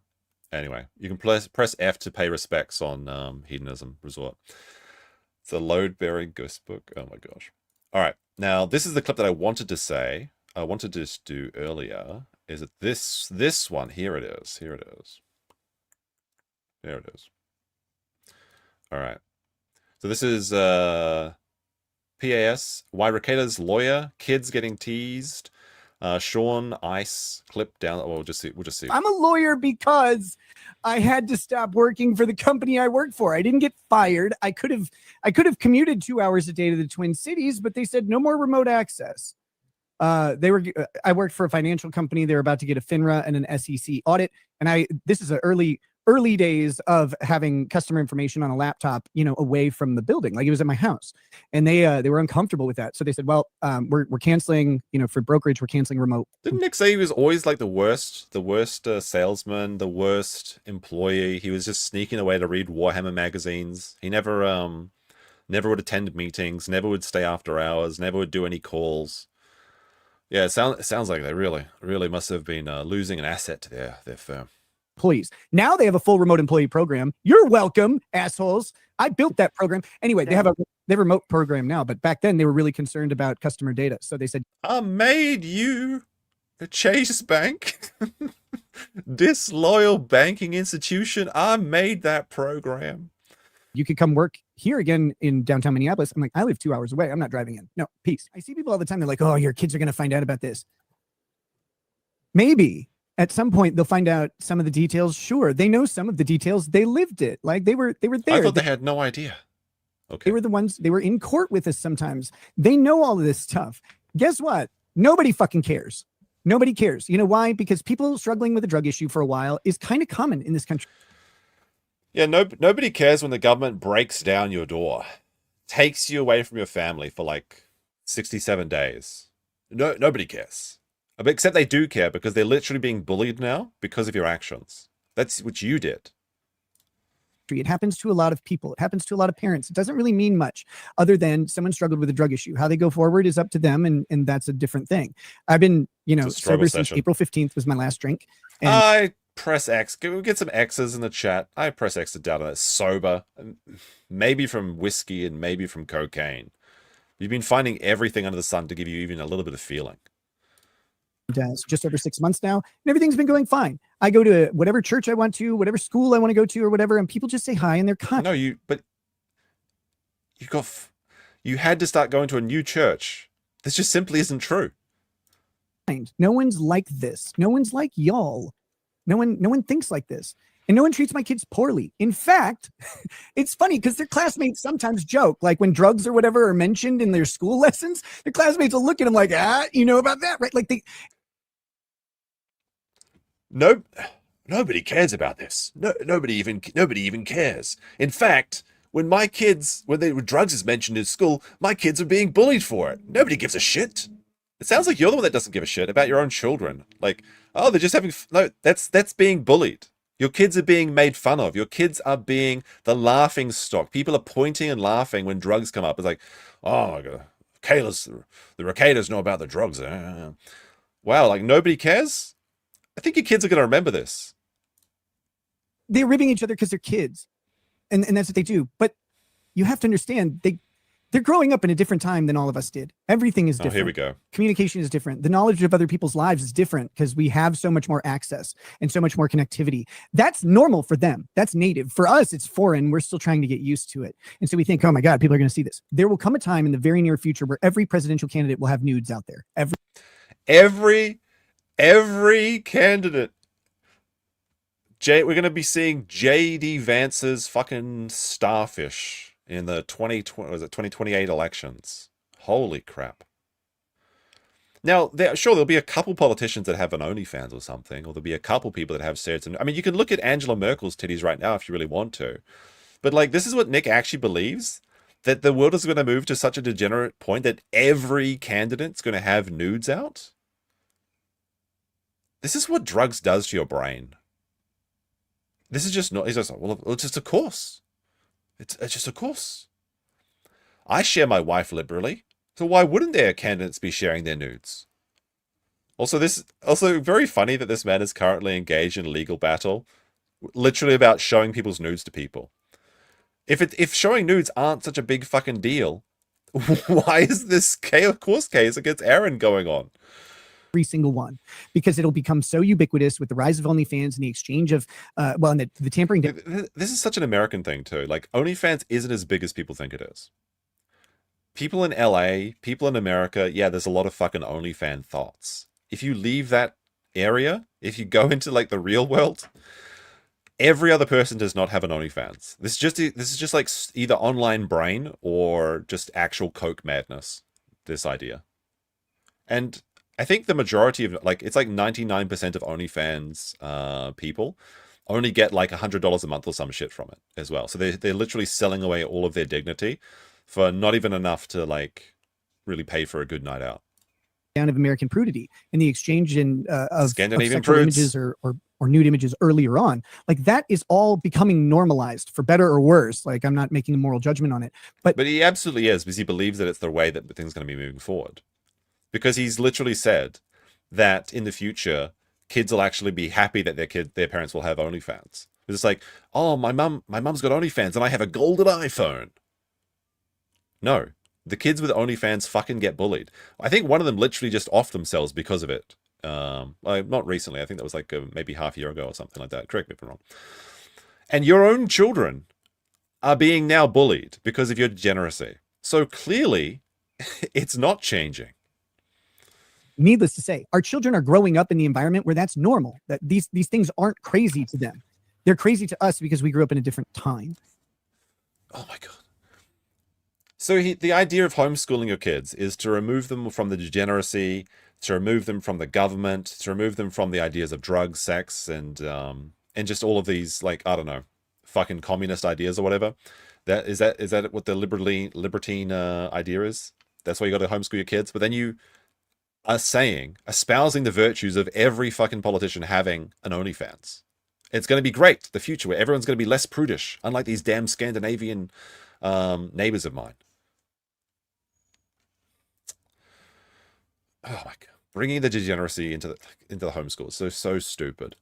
And what was the point of it all? This is something though that Gino and Keanu cannot do. They lack the mental capacity to put themselves into any other place. They don't have empathy. These people get invested in like a side, and then they're surprised when things don't go the way that they want them to go based on the side, which is just. Yeah, this is what's happening to the tow logs right now. They thought that this HRO would have been thrown out, I guess, 3 times already, and it hasn't. And the funny thing is, it seems like some of them are starting to turn on Nick because of it. He promised them the world, but he didn't deliver. And he can't settle with the tow, because then the Devilverse will turn on him. Especially from someone like Sean, it's silly. Like you're a lawyer, like it doesn't work.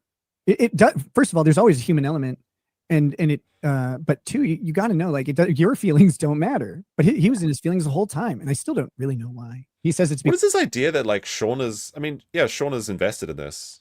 Everyone, how can you not be? But like Sean's takes have been incredibly like fair. He said that this HRO wouldn't stand up, and he's surprised that it has standed up this long. But there's this really strange, I guess, because he doesn't say that the toe is like the devil or something. Nobody in the Devilverse can like stand him. I don't know. It's very, very odd. Sean's been very, very correct about basically all of this. The only thing I think he's gotten wrong is that I guess the toe did do some jail time, which is surprising to me as well. Because he's a strong Christian, and Nick really offended him. It's like, okay, then why do you talk about doing cocaine all the time, or not doing it, but he alludes to it all the time? And because he's making fun of you, you retard. How is this not obvious? All this stuff. He does this thing that a lot of lawyers and people do when they're around police, especially, like they get tactical and they talk about, you've met those tactic bros, right? And he's like, they talk about how quick you mean he's giving good advice. Don't talk to cops. Is that what you mean? Other gun and all this stuff, and it's like, you're just a guy, no one cares. Right. Who are you? I know a bunch of people think I like misrepresented things to them or whatever, and I'll tell you, like, largely I didn't. I did change. A lot of people are angry because I lied to them. Well, I only mostly lied to you. Okay. Oh, okay, fair enough. All is forgiven, I suppose. I changed pretty dramatically in a really fast time. No, he straight up, like the Sean, like the famous like Sean clip when he's like yelling at Sean. He's saying they say that I wife swap, they say that I hit my kids, they say that I do drugs, they say these things, right, Sean? Is that what they're saying, Sean? He was doing all of those things, and then like it was just like a matter of months later, it was revealed to all be true. That change, the ball had been kicked off a while before, but once the change happened, it happened really quickly, and so then. I think it happened quickly enough where people thought I was lying rather than changing. And that's, there's not much I can do about it. I didn't mean to, like, I wasn't thinking about it that way at all. I was just living, and we go through stuff and we change. And I got to a place where I started doing a bunch of stuff that I never would have done a couple years prior. But hey, like I did it. Who do you think's idea it was to do the wife swapping? Like, this is an honest question. But 1 for Nick and 2 for Kayla. Which one of them do you think decided to broach the subject? Hey, have we considered putting somebody else's dick in your vagina? Like, who was the first person to say this? Maybe we'll do this as an official poll, I think, because hold on. I'll do this as an official poll because maybe it'll be a little bit too confusing. Let's see. Whose idea was it to swing? There's a really funny clip from Arrested Development where Tobias is talking to Lindsay, and he's like, so he's a therapist in that show, and it's one of my favorite shows of all time. But there's this really good clip that I should probably download and upload, where it's like he talks about how some people try and use an open marriage as a way to save their marriage, and then Lindsay's like, "Does that work?" And then Tobias says, "Oh no, of course not. These fools delude themselves that it could work, but it might work for us." It's the funniest, most perfect way to sum this up. I'm a never nude. I mean, there's a lot of good stuff in Arrested Development. I guess you could say this about Aaron, because was that one of the things that Nick was saying, that Aaron was afraid to be nude when they're all in the bathroom together, like in their luxurious spa that is the master bedroom bathroom, where they're all just fucking naked when they're getting high? The kids would have no idea that what they're doing. Hey, why is there 3 naked adults lying on the fucking shit stained bathroom that they are using as a prison for Sunny? And they'd never know. Arrested Development was awesome. There's some people of culture in the chat. Very nice. I wasn't great at hiding most of it. I wasn't really trying to hide it. There's some things, like there's a difference between hiding something and not wanting a clip of something, right? Like, you know, I've been to hedonism a couple times. I didn't want that clip out there. I didn't care that people know that I went to hedonism. I didn't care that people, like, I told stories from it, and they're obviously from there. It's identifiable from what I was saying. That being said, I didn't want to clips of like saying I did this thing are much more digestible. Now it's all out there, so whatever. It's liberating. I don't really care. It seems like he cares a lot. Man who doesn't care about thing constantly talks about thing. Halloween. Oh yeah, we were supposed to play Halloween games today. Thank you very much for the 5. Maybe I was going to do 2 streams today. Maybe we'll do Halloween game tomorrow. How about that? Because I downloaded 2 games for Halloween. The Inukiyama Tunnel, which is probably a very short one. And then I have a game called The Lightkeeper, which is like a spooky lighthouse game. Maybe we'll play that tomorrow. How about that? Because it's getting kind of late in the afternoon for some people. I'd go back there tomorrow if I could, you know, except like that'd be bad. But assuming I wasn't on probation, I'd go back there. You know, it's liberating. I don't really care. I'd go back there tomorrow if I could, you know, except like that'd be or bad. Just the drugs. But assuming I wasn't on probation, I'd go back there tomorrow. It's kind of hard to go to a place like that without liquor. Like that's no matter what else. Like it's really tough to be at an all nude resort without liquor. You need a little bit of help with the jitters there. But that said, not really.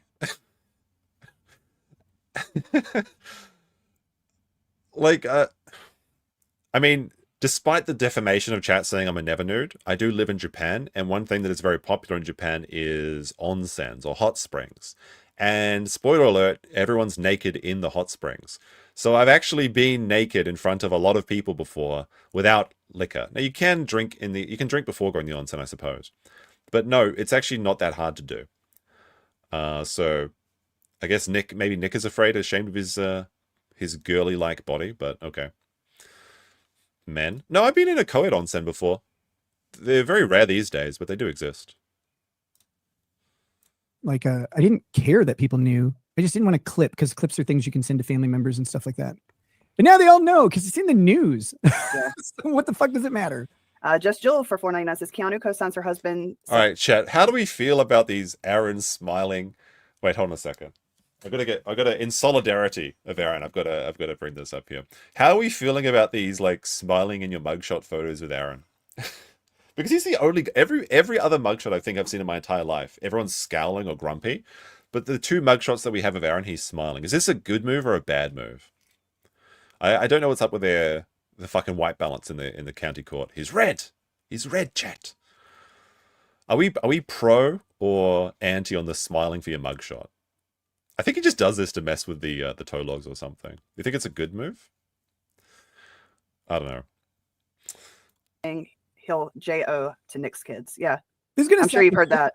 But he did the same. He stole that joke from Melton. That's one of the jokes that everybody's mad about that with Melton. Melton said that when Aaron's daughter is 18, maybe she'll look him up, which is actually a pretty mild joke when you really get down to it. But you can see the grossness. It's a pretty gross thing to say. He also said he could turn Aaron's daughter upside down and use her as a cup holder, for example. He shouldn't have said it. And I think it's one of the few things that he regrets saying is those two sort of lines. But that one isn't a pedophilic joke. It literally isn't. It's the age of consent has occurred or whatever.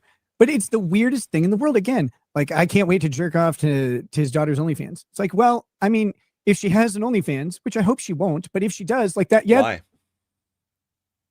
Why do you hope his daughter doesn't have an OnlyFans? If OnlyFans is a normal thing that's going to be accepted in society, why would you hope that? Is it because it's wrong? Is it because it's immoral? This is the silliest thing. Like, people say that like sex work is real work, or there's nothing wrong with having an OnlyFans. Then why can't you have OnlyFans at a school career day? Right? It doesn't make sense. I guess that would be the point. Right. It's still gross. It's gross to say, but it's not a well thought through insult. It's like, I'll do the thing that has a purpose to do. Like, well, I mean, it's like, I'm going to open a grocery store. It's like, I can't wait. I'm going to shop at that grocery store. Okay. Not exactly the same thing. Not exactly the same. How does this hurt? What is going on here? But like, obviously I don't want that for my daughters, but like, you never know what fucking culture is going to be like. Another thing that Gino said, though, was that he was going to do the same thing, or did do the same thing to Kayla's photo. There's been a couple of times where he said it, like, basically he still had it. This just goes to show that Gino has terrible taste. I mean, it's not like I have to tell you that, but like, how embarrassing. He was going to, I'm going to log off here and go do that. I don't know. That was equally, if not worse. You know why? Kayla's hot. I'm sorry. Then why'd you need the mummy makeover? Why'd you need the fake cow udders? She looks good naked. Well, I mean, again, these are just not well thought out insults. It's like, oh. I mean, I guess it's personal preference, but I've made my feelings on tattoos very clear. And I don't see the appeal of making your body look like a kid's been taking their crayons and scribbling over your entire fucking body. So, yeah, bit weird. Wow. I jerked off to his wife. Okay. I mean, I guess. Like, I have two. Are we friends now? Like, what happens here? No. Don't be friends with Gino. No crossover at all. Okay. All right. Maybe we'll check this one out as well. If there's any other, did I miss any? I think that's, I'm trying to clear out all of my Nick clips before, I guess November's already started. All right. Well, maybe this is the last one. I'll see. If there's anything really important you think I missed, let me know in either the chat or Discord or something. Nick is doing great. Coke is the best. And 5K local gift apology. This is what I really want to hear. October 15th. What's up, guys? Welcome to Lost Planning the Interwebs. I am your host, Nick Rekieta of Rekietalaw, a small law firm in central Minnesota. And just so we're all clear, my license is suspended. I am not allowed to practice law. I'm not your lawyer, and I don't fucking want to be. So don't ask. Don't ask. Is this a bit? Is he trying to be somebody? Or is he just trying to be anyone but himself? I think that's what it is. Hey, what's up, guys? Hi as fuck. How's it going? How's it going? I have missed you all so much. I don't think he does. If you missed your chat so much, that you would have been streaming more. Like, I'm not sure if it's in this clip, but he said it a bunch of times, is like he wants to get back to work. He wants to get back to streaming. He wants to get back to serving the audience and delivering on his promises, but he can't because the steel-toe man won't stop. He just won't stop. It's too stressful. His stress level's up here. But like, here's the thing is regular people have to go to jobs. They have to go to work regardless of what's happening. Oh my goodness, your dog dies, you have to go to work. Oh my goodness, you have a family member die. Maybe you get a day or two off. You have to go to work. Oh, I'm sorry, I can't drive across the country in my truck today because I'm sad. This man can't even find the energy to walk down to his streaming dungeon and turn on a live stream for like 2 hours a day. I'm actually very curious. Because I'm pretty sure one of the conditions of his probation is that he has to be gainfully employed. Is this why he's throwing in like the one stream a month or whatever he's doing now? Is it just like trying to cheat the system? I mean, obviously he doesn't need the money, but it is a condition of probation, surely. Are they going to check his like? He must have the most lax probation officer or some shit. I don't know. He should have to show his YouTube dashboard to the fucking parole officer. And if it's less than a Wendy's income, then he has to go work in a fucking fast food or something. That's the only true punishment that he deserves, I think, is actually working a real job for a fucking week or something. I have had so many different things that required taking care of, and they come in waves. And it can't be done all just like, happy dappy in public. It doesn't work that way. You can't do it. It's too fucking much. It's way too much. And when you pile... Oh my goodness, the stress. It's too stressful, chat. I can't be streaming. It's too stressful. That on to just life in general with these lovely kids and their schedules and the lovely Lady Rackets and her schedule and me running around pissing off everybody on Earth just by existing. Well, I'm sorry. I had to take a little break. I had to step away. How long? This has been going on for like... Is it a year at this point? I'll just take a little break. I think it's like legitimately been a year. No, wait, the arrest was in May, right? Was it May of this year or last year? I can't even remember. It all just blurs fucking together. I had to step away and take care of life. And this is the statement that you make when you return as well. It's like, look, guys, I'm going to be honest with you. It was May 24th, like, yeah, last year, more than a year. This is like the fucking speech you give when you come back. This was October 15th. How many streams has he done since October 15th? It's like every stream is going to be prefaced by, sorry guys, I've been so busy. And take care of things. I just passed 6 months since my last drink. That's 6 months of forced government sobriety plus 3 days. I feel really good. I feel really good. You don't sound good. I dress like an asshole. I act like an asshole, but I'm a lovable one. Not really. Like, he's got this idea that he's like main character. Oh, he's a plucky guy you just love to hate. But not really. It's just you're an asshole who beats their kids, who had their daughter test positive for cocaine and was arrested for it. And you got a good deal because probably it's a first offense, but also you've got very wealthy family members. So I guess it must be nice. And I'm squishy and you can hug me and all that stuff. But I'm really happy to see y'all. Let's get back I wouldn't recommend touching this man, but okay. to having a good time, guys. Let's be excited to see each other. I got to the point and I've done so much reflection in my time off. I haven't just been sitting around, but I've been reflecting on the things that I did wrong and the things that I missed. And it's so much more. The main thing I did wrong, and this is the key to everything, is I needed to take a break. And I just didn't. I was too scared to do it. I was a coward, afraid that if I left, when I came back, y'all wouldn't be here. Well, I mean, maybe that fee was justified. What is he struggling to get now? Like 600 live viewers or something? Oh no, Nikki. I guess you were right. Now, did they leave because of your extended absence or because you revealed yourself to be a piece of shit? Y'all have proven me wrong in spades because I had to take a much longer break than I ever thought I would. This man has lost over 99% of his audience, by the way. But had I taken a break, Now his microphone's leaving him. had I taken a break, you never would have seen this happen. It's been a long road. I mean, not necessarily. The longer you live and the more you go through, the one thing is true. I can't wait for this sage advice. What is he going to say? It becomes more and more true as you live and as you go through stuff. And that is that in all things, no matter how tragic, harmful, and frustrating, there's opportunity. And the opportunity that we have taken is to further improve the relationship that we had with our children. And we had a really good relationship going into all this mess. The government taking them was the most disruptive thing. I can't even describe it. The government taking away the kids was the most disruptive thing. How about the swinging? How about the drug use? How about the, like, literally coked over whiskey-fueled 5 a.m. drives that you were taking. Oh my god.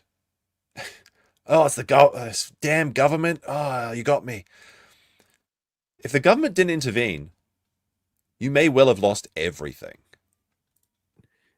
Lady Rackets and I hate saying that too, because I want a government to be as little involved in my life as possible as well. Okay, but you have to look at this situation and objectively come to the conclusion that Nick's life is now better after the government has been involved. never, ever missed an activity that we did not know we would miss. Like if we were going to. What? We didn't. These weird fucking lawyer caveats. We never missed an activity except the ones that we knew we were going to miss because because I guess we were coked out. Be like if she and I were going to be out of the state or something, obviously we were going to miss an activity. That was pretty rare. Also, what about when he went to fucking the Swingers Paradise Casino Christmas Eve thing, right? Because it's like Aaron's birthday.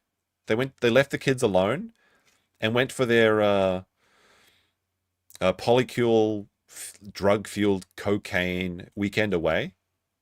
Christmas? Yeah, okay.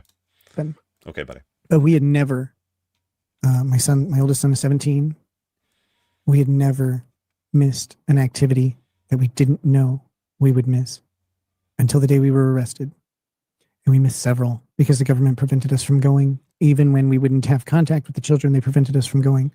The government kept us away from our religious practices. They told us we couldn't go to church. They told us we couldn't go watch our kids perform in, they helped out with Vacation Bible School and there was a play. They told us we couldn't go, even if we didn't see them or say hi. When you're in jail, you can't do these things. Oh my god, the government's infringing on my rights. You lose your rights when you commit a crime. With our First Amendment rights over and over and over again. What happened to your Second Amendment rights? Huh? Impede our religion. They did prevent our practice thereof. And they did so with a smile on their face. Oh my god. What is this fucking voice? Is he trying to get sympathy from the chat or something? This is like the most... I don't know. I don't even know how to describe it. It's just so phony. That caused more harm and trauma for our children than anything I've ever done. And there's no way around that. No, the government. You invited the government into your life with your actions. Okay? If you weren't doing the drugs, this could not have happened. Oh, it's the government's fault. Goddamn government. Is never there to help. They're not good at it. They don't know what to do. Except they literally saved your life. You looked like you were 2 or 3 streams away from death. All it would have taken is one whiskey rampaged drive after a stream because you stay up until 5 fucking in the morning getting wasted. Then you got to drive by 7. Oh, you're going to sober up before then? Look at your fucking car, mate. What happened there? He should be thanking their fucking... He should be getting down on his knees and kissing the government's ass for intervening and stopping him from making the biggest mistake of his life.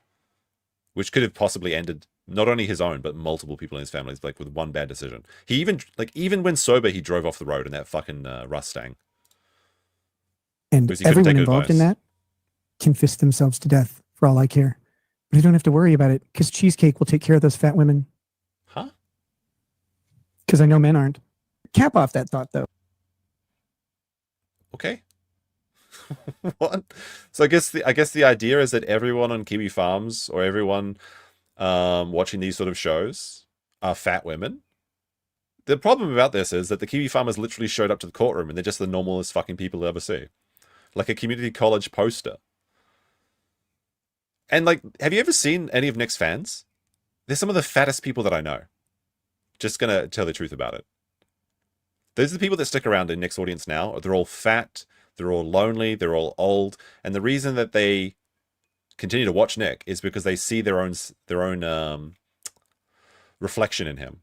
It's like, he's just like me for real. Yeah, of course he beat his kids. I mean, kids, sometimes they just don't shut up. Yeah, of course he did drugs. I have to do drugs every day too. Those are the people that are left. The people that are okay with his actions. my relationship with my kids is so great. They're my best friends. We have so much fun. And things that when I say I needed to take a break, when I was I so do think I do think that taking a break from streaming is a good idea, though. Sure, and maybe he should have taken a break. But the problem is that his break would have just been another coke-fueled adventure. stressed out. I was chasing everything I had to do during the day. I was always chasing it. Now I'm ahead of it, and it's wonderful. I used to dread all of the driving that I had to do. It's a lot. It's still a lot. It's way less. We got to retool our schedule. Things are better So you did hate hanging out with them when you had to drive them. around that. But it's still a lot of driving. But now driving my kids is one of my favorite things to do again, because I'm not chasing everything. Like, I love driving in general. It was just the amount and the locations. I need to start playing like the Drive theme. There's something about a real human being and a real hero. He just wants to drive, chat. He just wants to drive. My dad, when my dad comes to help, he tracks the mileage that he has to drive during a day, like when he takes over for a day. And it's roughly 120 miles a day of driving. Now, look, that's not a ton. A lot of people do stuff like that. But this 120 miles is 7 miles at a time. That's what makes it so stressful. It's 7 miles at a time. It is, oh my God. It's these little short drives here. Wait 5 minutes, 10 minutes, Sounds like you really 20 minutes, enjoy whatever this. it is. Then drive back, in and out, in and out, in and out, which is normally fun, but not when you're driving. It's just, it becomes a lot, and there's a lot of extra time. It was way worse before. The people who, The thing about this driving thing is these are all things that, again, they're all like consequences of his own actions. It's like, okay, I'm going to sign my kid up for as many faraway activities as possible. Okay. who brought the government into my life, You brought the government into your life. it wasn't the best choice for them. Oh no, It the was revenge. it was a really dumb choice, actually. Why? Why was it a bad choice for them? Because they're going to pay for it? And I'll tell you why. My personality, my personal philosophy is that God provides when he provides, and God doesn't provide when he doesn't provide. You don't know when it's going to be. You can mitigate. You can try and do things to like insulate yourself and all that stuff. You can do it. However, Okay. when God provides and provides a windfall, because my philosophy is like it might go, I share it with the people around me. I help them in any way I can. I don't ask to be paid back. I don't. Oh, is this about Ask him what they giving money need to his it family for. members? I don't- Like, what was it? Like, he was gonna lend $15,000 to one of his family members, and now he's withholding that because of spite. Does he think he's God in this situation? Only God provides, and now you're not going to get that 15K, you bitch. Put conditions on it. I don't care. If someone in my family or one of my friends needs help and reaches out, they get help. This is like They can just help. this is like hot girl logic as well. I was gonna fuck you, but now you ain't gonna have any of this. One of the people who reported me, I was in the process of giving them $15,000 Yeah, to there it is. There it help is. with their business, which was struggling at the time, to help them get new equipment, to provide a buffer as they rebuilt, because they were laid off from their job, from their 9 to 5 that they had. So they were trying to turn their side gig into their main gig. They needed some money. They needed some equipment. I was happily giving them $15,000. Whoops. That didn't happen though. That didn't get to happen. We'd had the discussion. Didn't happen. I've given them thousands of dollars in the past and tons of time. generous. Absolute tons of time. Never, ever did I ask for anything in return. Never did I hesitate if they said, hey, can you do X, Y, Z? That goes to show that he's actually got some good family members as well. Like, they literally went against their own interests because they felt so strongly that your actions were bad that they cut off a source of potentially $15,000. That's how strongly they felt about your actions, Nick. That they were willing to make that sacrifice because you were doing this to your family. Not anymore. Come forever. I don't need Wow. any. I don't need that in my Re- life. really sounds like they lost That's out one of there. many. There are lots of family members who Why will is he no sharing longer this? no longer. Because this is this is his perceived like victory. This is his victory lap. Suffer, family members. I was going to give you money, but then you decided to rat on me. He thinks this is a W. He's trying to show he's powerful and strong, and he has the ability to affect people's lives. But he's just been bent over by the government for he's got 5 years probation. Bear the fruits of my labor. Guys, I have to let you in on something embarrassing. I have to let you in on something. He's doing Kurt again. Maybe this is from is it just every episode like Cooking with Kurt? Like, I exclusively watch Nick's content through Alyssa clips at this point. And that's been the case for a long time because there's nothing of value for me in his show. And a lot of it's also on locals and like inside his hug boxes because he can't take the heat from the chat. But am I wrong in saying that every fucking episode he talks about Kurt? Embarrassing. Lady Raggets, for 6 days, went with my mom and my aunt. Hold on, before we get into this, I think there was what Kiwi Farmer pointed out. There was a really interesting thing is that one of the things that that Nick is like shitting on Kurt for, apart from his cooking, is that he was taking antidepressants or he struggles with his hobbies and things because he has like some sort of condition, maybe like a motor issue, which makes it very difficult for him to use his hands. And as a challenge to try and push himself, he took up watchmaking as a hobby, which is a very brave thing to do, honestly. Like going against something that is so difficult and trying to succeed in such a task for you, especially considering your potential disabilities. And Nick just sees this sort of stuff and is just like, haha, look how dumb this guy is. And from his point of view, it really sounds like you're winning, son. There, Nick actually, now that I think about it, Nick has a history about going after people with disabilities, because he went after Russell Greer as well, who had that Mobius syndrome or whatever. But Russell Greer is an asshole that deserves it. So I don't really care that much about it. But it's just an interesting pattern of Nick preying on people that he perceives as weak. Like the disabled, like women, like children. Very interesting, isn't it? I wonder why that is. Maybe it's because, he grew up as a whole life being bullied, I suppose. My sister. And now he's trying to get his revenge or his payback. To go scout out a venue. Guess that's why Redo of the Healer was his favorite anime. Because it's just revenge porn. For an upcoming event. And so for 6 days I was home doing the Bachelor Life. And about 3 days in, I look at the bed and it just got takeout boxes. They're relatively empty because I've eaten all the food, just laying in the bed. And there's this. So he's just saying his house is covered in trash. I get takeout from time to time. I don't leave fucking KFC on my bed. Just walk over to the trash and put it in. It's that simple. This man hires someone to go and clean up his stinking, disgusting home, and he wants you to believe that the body cam footage wasn't that bad. Oh, it's just a little bit dirty. 3 days. This man cannot be left alone. He's a child. Like a fucking chalk outline, where a body goes, where I've been sleeping. Very, very funny. Very funny. Very funny. Wake up and I'm like, I'm surrounded. I'm so fucking gross. Jesus, clean up. So I got up and I was like, I can't do this anymore. Right? Why would you say this? I haven't actually seen this one, I don't think. Why would you say this? Just confirming, it literally takes him days to return to his slop lifestyle, wallowing around his own filth. Ew. And I got a garbage bag and just threw it all away.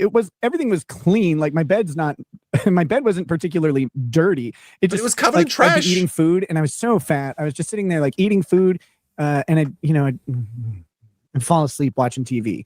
God, I think I gained 8 pounds a night just being so slovenly. It was horrible, and I felt bad. I felt gross and nasty. I felt useless. And I got up and I threw all that shit away, and I was like, God damn it! And then I was married. I was married again immediately, and better.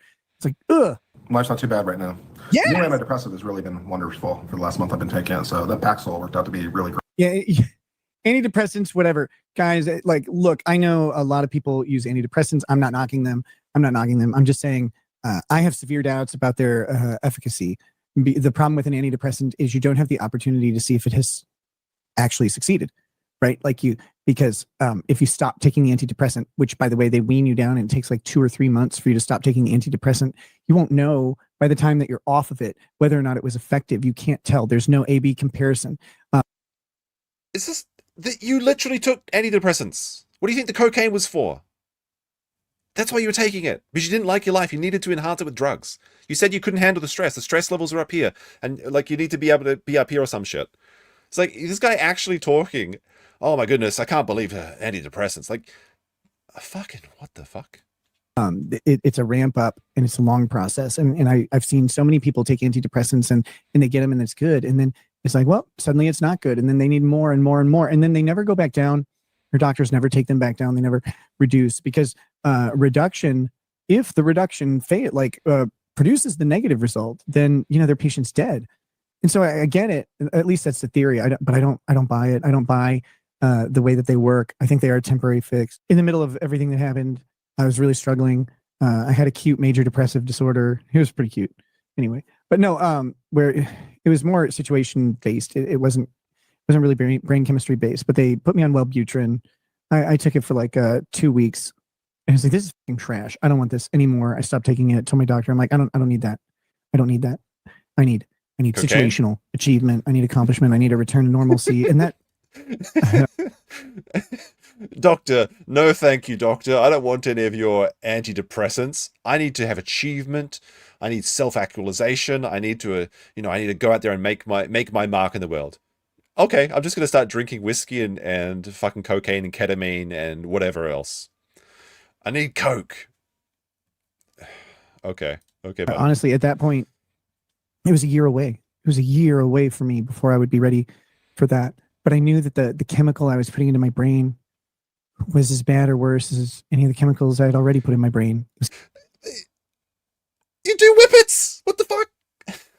Literally huffing nitric oxide to, like, actually, I don't know if it's nitric oxide, sorry. I'm a very silly when it comes to drugs. I don't know anything about them because I don't do them. But are you not depriving your brain of oxygen by doing whippets to the point that you get the highs from your brain, like brain cells just dying, like starving? And this man is like, well, I don't know. My body's a temple, man. Chemicals didn't make me who I am. They didn't make my mood. They didn't make anything. What does is truly finding yourself and committing to improving yourself and doing that. Lots of people do that through physical exercise. People do that through professional achievements, accomplishments. You got to put in the work. Stop wasting your time and effort on this drugs pharmaceutical world that we're building, where everything is controlled by. I feel like I'm literally taking crazy pills right now. I do not know what I'm hearing. Like, this is like what he's saying is good advice that he didn't take. Like, yes, I agree with this, that you need to go out and do something physical. You need to do exercise. You need to have achievement. Those are where the real happiness comes from in life. But this is a man who didn't stop doing drugs until the government literally forced him to. And he would still be doing them now if he had any option to do so. And he is, because he's taking, like, he's doing whippets and all sorts of whatever he can do to get a high without showing up on a test. I mean, I guess a meth addict can tell you that meth is bad, I suppose, sure. So, like, but I don't know. The audacity of this man, holy shit. Merck, who cares about this shit? Like, those people don't have our best interests at heart. Pfizer and Merck, their best interest is to keep us from ever feeling good, ever, but to always chase it. To always chase feeling good. Stop trusting these companies. Get yourself off of any chemicals that you can. Please find your peace, find yourself, and own who you are. Stop listening to other people telling you who to be. Stop listening to all that. You will not find joy at the mercy of a pill or at the mercy of a critic. You'll only find joy from within. A man that literally wants to be doing coke this very single moment, and then spends all day arguing with his haters.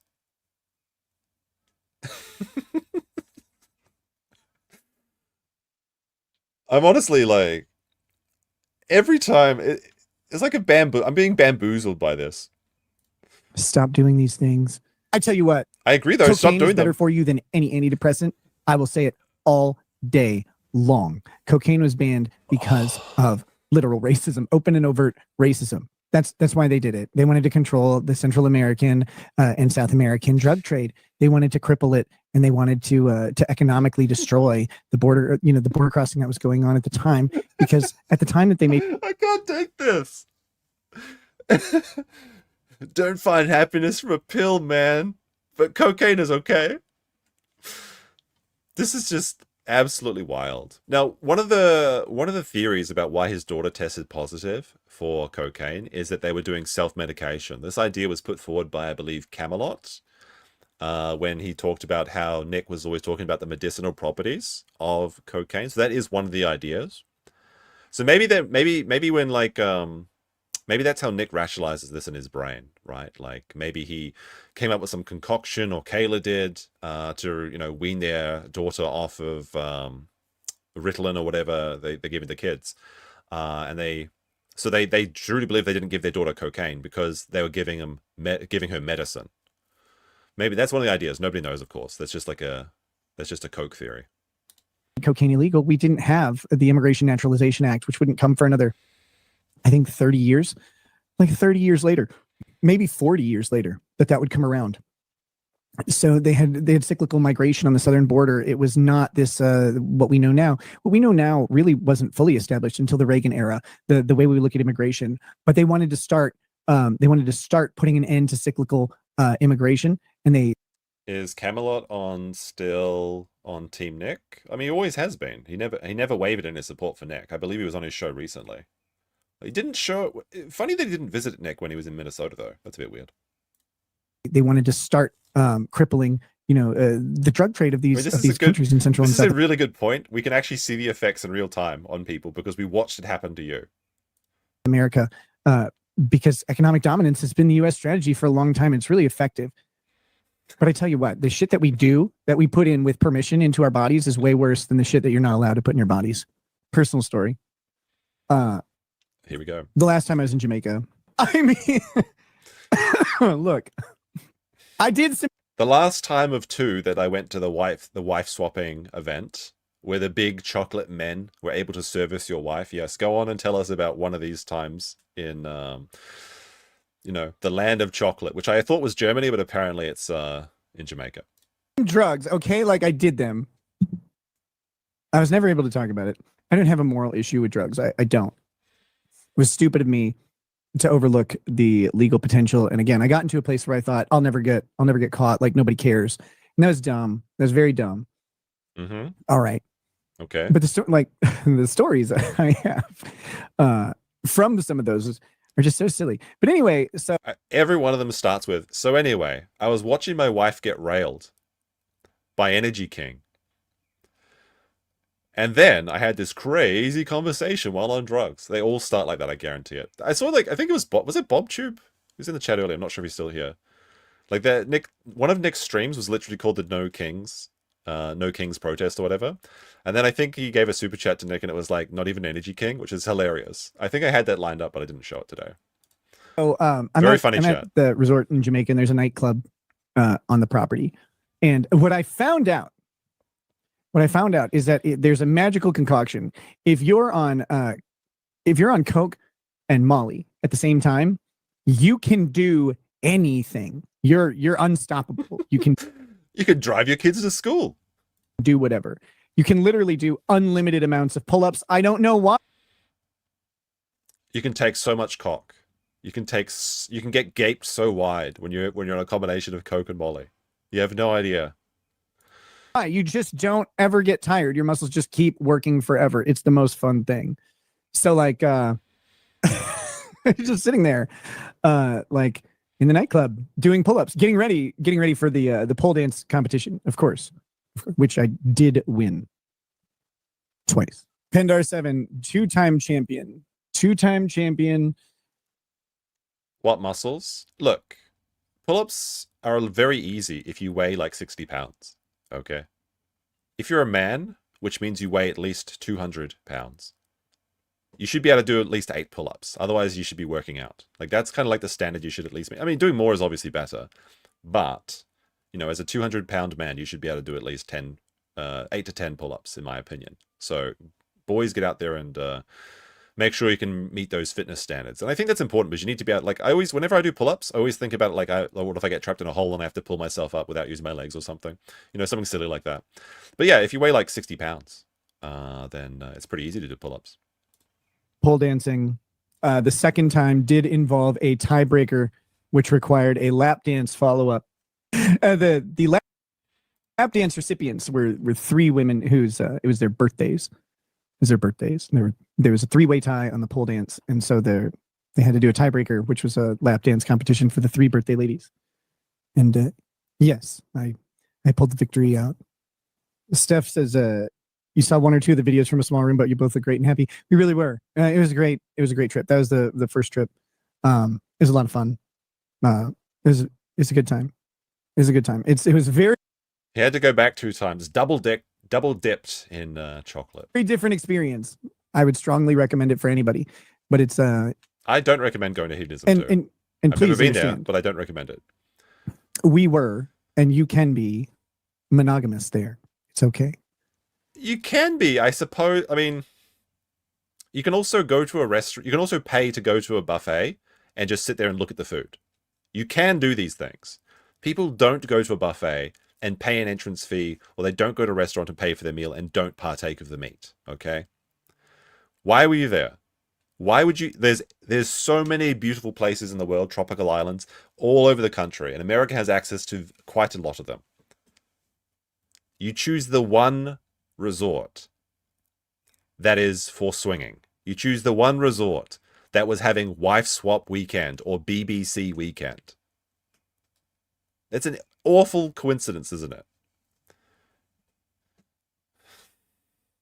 I mean, how many of you, Chad, how many times have you gone to a buffet and just looked at the food, then left a tip and say, thank you very much, that was an excellent experience?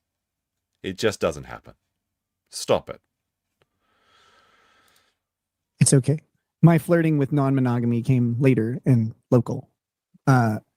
You can be fully monogamous there, and you can have a great time. You'll become more comfortable with yourself than you've ever been. You'll see things you did not know you would ever see in public. You'll laugh about them. You'll become so comfortable with yourself, you'll have to be on drugs at all times just to survive. It's fun. The most important thing is the time I've spent down there. I have never heard a single person raise their voice in anger at that resort. Not once. Everybody there is in a good fucking mood. Strong recommend. Yes to the people. Okay. There are plenty of resorts you can go to where people don't yell at you as well. Interesting. I guess it's because the internet's always yelling at you. Is that the point? People who have asked, the locals gift is still here's a what I thing. want to say. It's really happening, guys. Locals is happening. I tried to get it done when I first said it, and I got ghosted by manufacturers and distributors when we would get into the meat of the talks. So basically, you were so insufferable that nobody wanted to work with you. And then it became low priority for me, which is a huge because mistake. You've already got the money. You've already been paid. Why would you bother, delivering on a promise? And I'm sorry. Now, I'll be doing it myself, but I believe. But is it going to happen? If you think that he's going to post this local gift out before he dies, and I'm not even saying like that's going to be soon. Like, let's say he lives to 80, even though he said he would probably only live another 10 years, which is a weird thing to say, but he did say that at one point. Do you put a 1 in the chat if you think that this local gift is going to go out to a single person before his death at, say, 80 years old? 1 for yes, 2 for no. I don't think this local gift is ever going to fucking happen. Now, I believe he bought a laser engraver, or maybe it's a laser cutter, that he wants to try and make it at home. So basically, you're getting coasters. It's going to be Law Pope or the Nose Before Hose coasters, which seems like a very easy thing. Like, I mean, what else could it be? If it's a laser cutter or laser engraver, it has to be something flat. What is he going to give that's something flat? It can't be a Balldo because it has to be in 3D. So the only thing I can believe it to be is 5,000 coasters. I always said I'm not probably gonna I hope like when you use laser engravers, you need to be in a well ventilated area. I hope he knows what he's doing. Better not be down in his bunker while he's streaming with the door closed. sending out garbage. I'm not giving you like a trinket. It will be done. Like it will happen. It was supposed to just happen a long time ago because I had talked to people and said, "Can we do this?"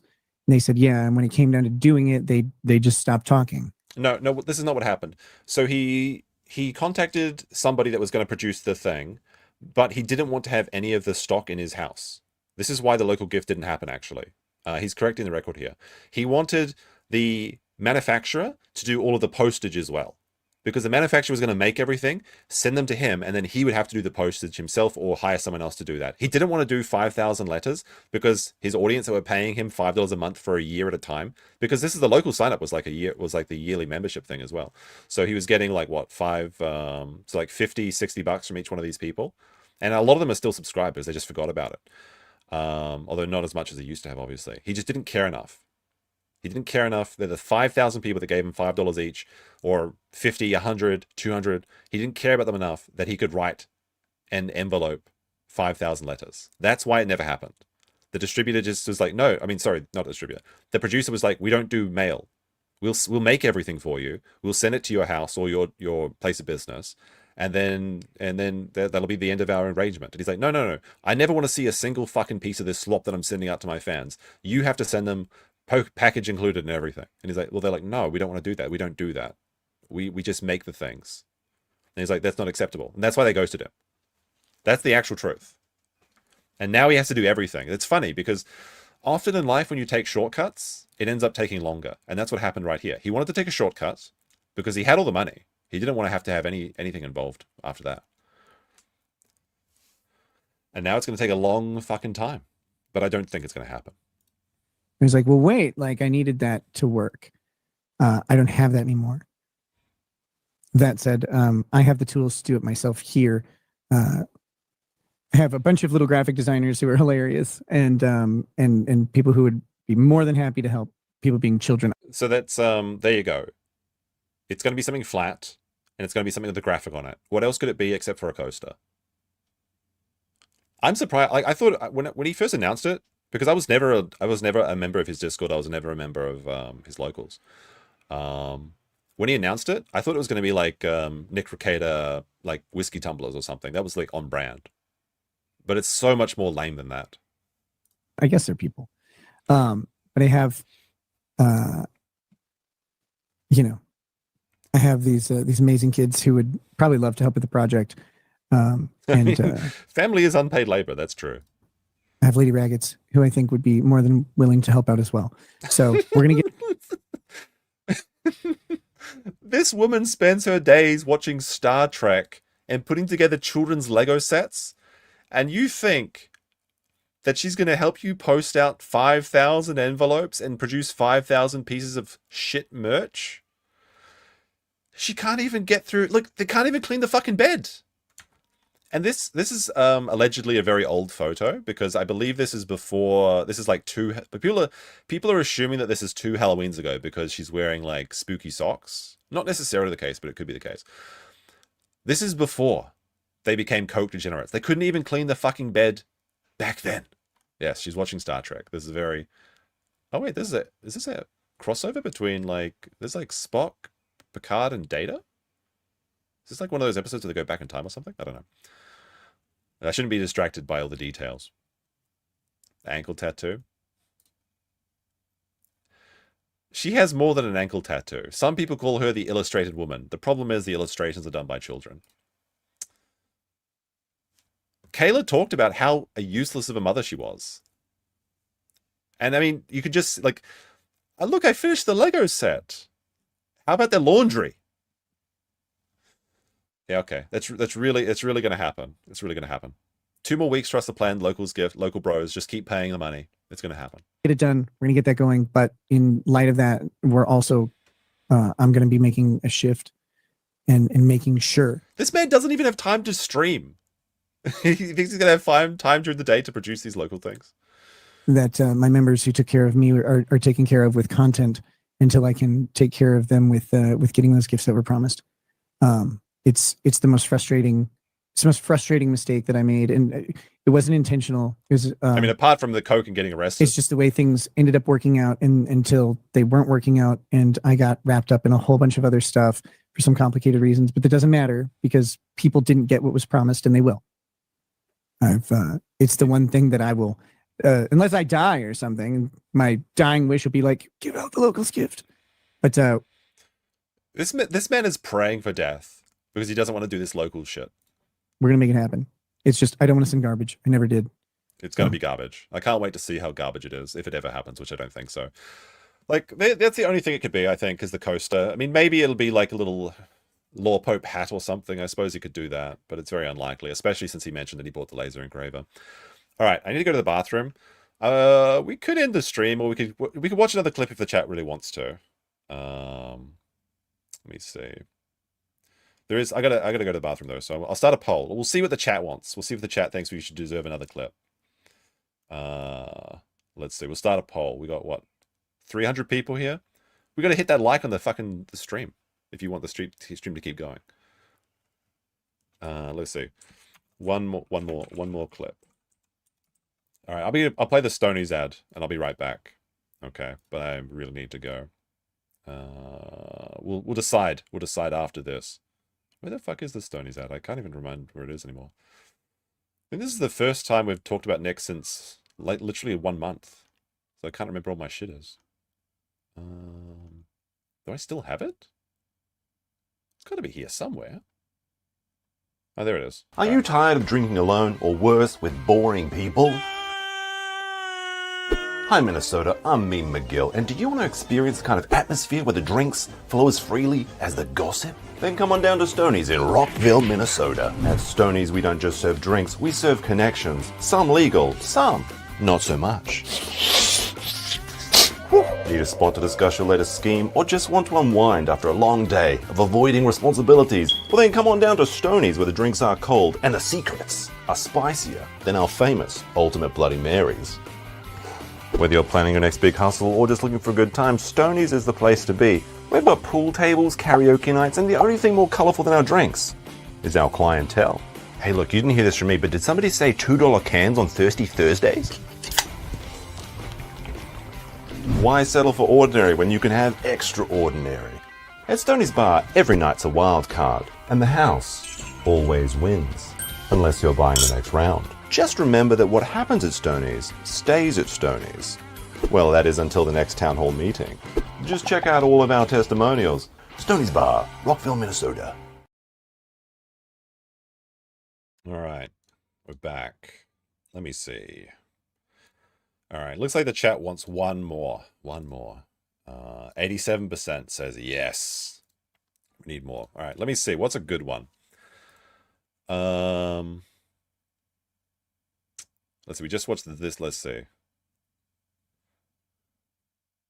Crimes. All right, we'll check out this one, I think. Oh, wait. Give me a second. Oh, there was this merch thing too. Like, I guess I completely skipped over this thing, but there was like this dagger pussy thing that like Nick was like pushing this weirdo chick onto Ralph or merch or something. All right, we'll take this one out. This is from 13 days ago. Haven't seen this. Just picking this one. The truth behind Aaron Eam Holte taking the revenge porn picture of Kayla Ricada.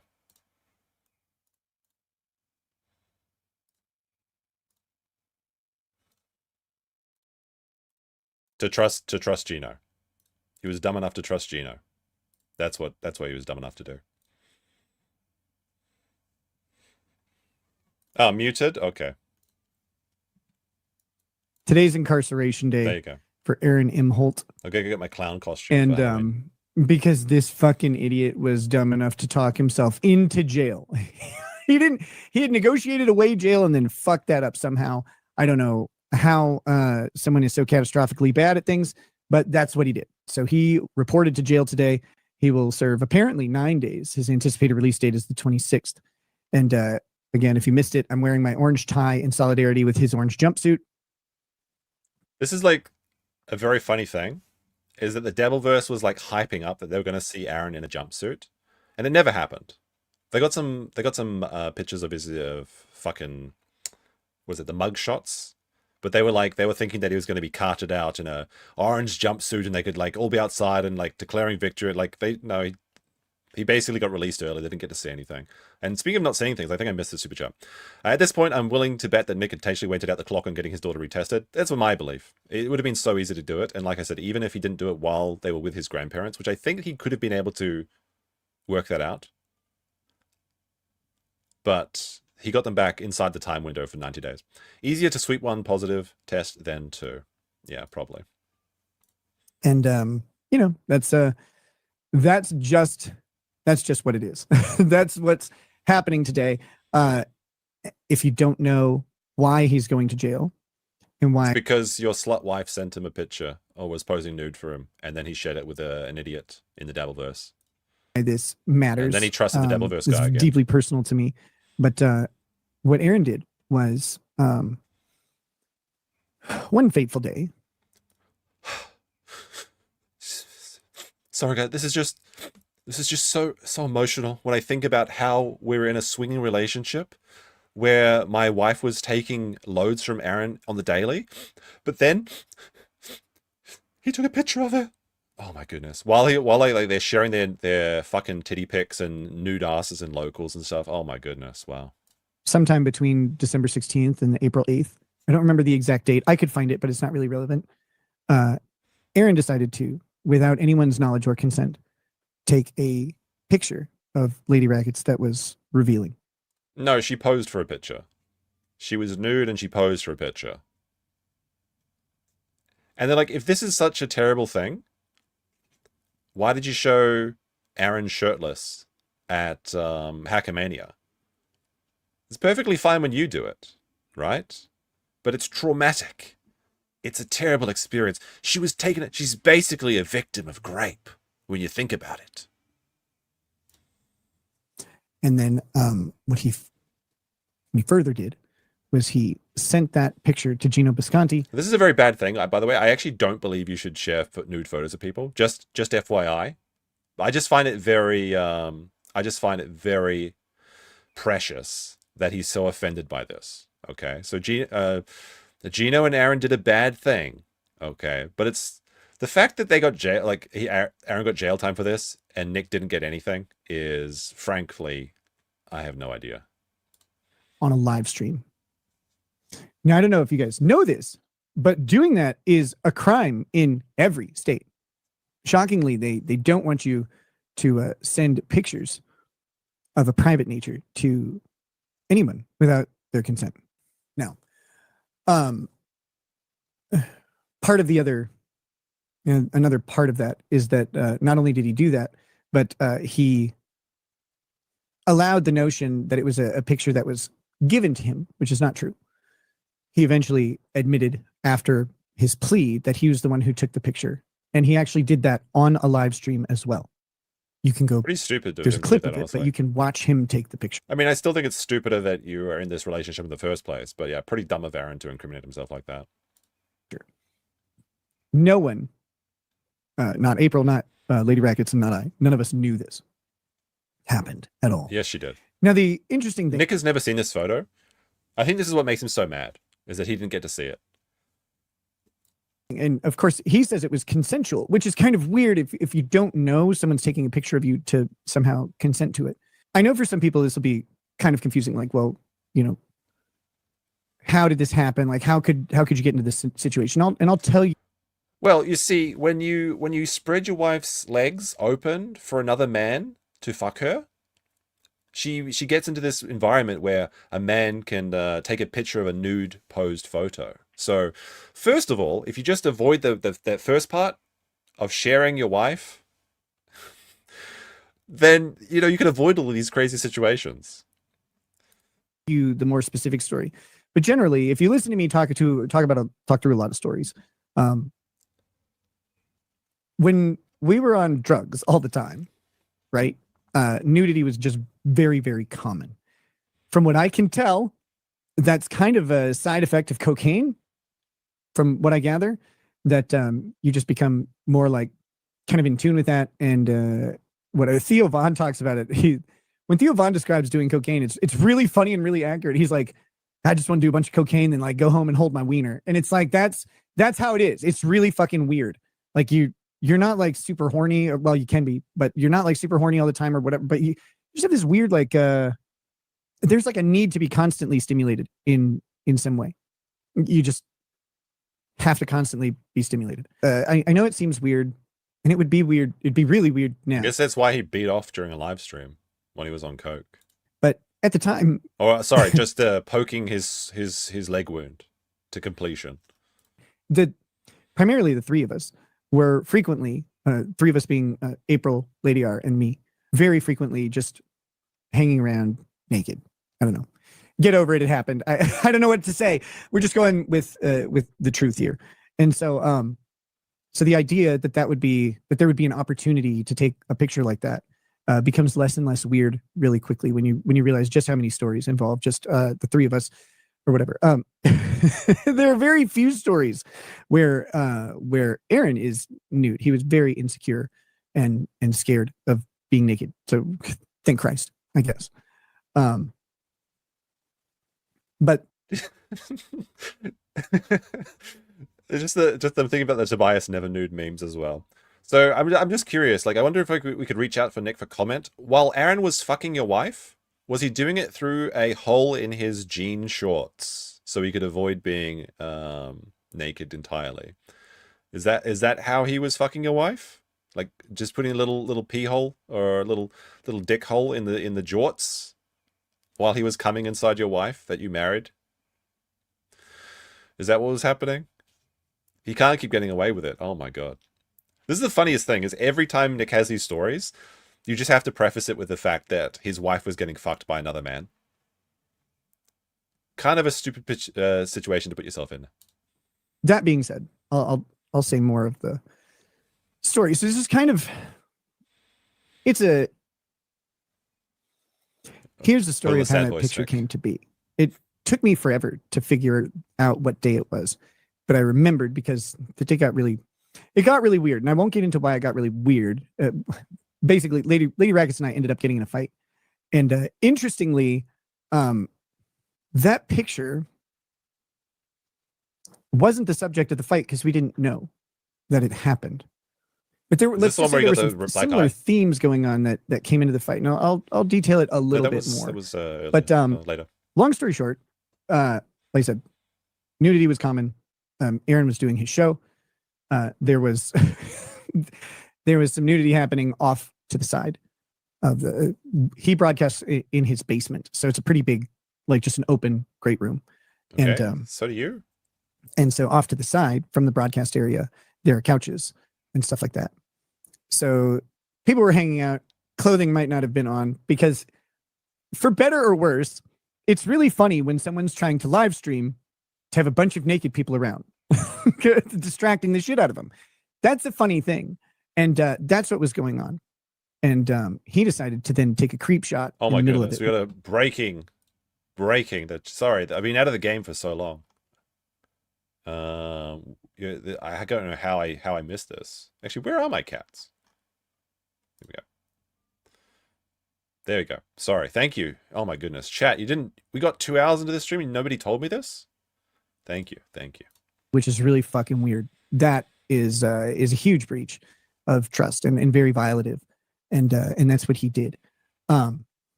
Shortly after that, April and I would go to the beginning was scuffed as well. We'll say resupply, so to speak, because their supplies were low. And the good thing was the resupply was much closer to their house than it would have been to my house. So it made it not a very big trip. But I think we left still, his show was still going when we left, and we got back. They couldn't even make it through one Steel Toe show without going to refuel on their drug supply. Wow. Seems like you're really in control of this habit, huh? Right around the time the show ended, if I remember right. God damn it. This is a weird story to tell. And I shouldn't say too much. But let's just say some things happened. Probably shouldn't tell too much. Anyway. And somehow we're like discovered. I mean, yeah, this is fair, to be honest. Maybe I'm too harsh on them.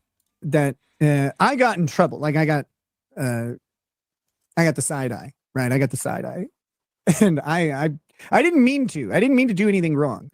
But on the trip to resupply, I apparently did something very wrong, and it ended up with a big fight, which, of course, ironically, or maybe not ironically, coincidentally, that's how I was able to figure out what day that this actually took place, is because I remembered this thing happening, and What do you think the fight could be about? This thing, the opportunity for this thing to have happened.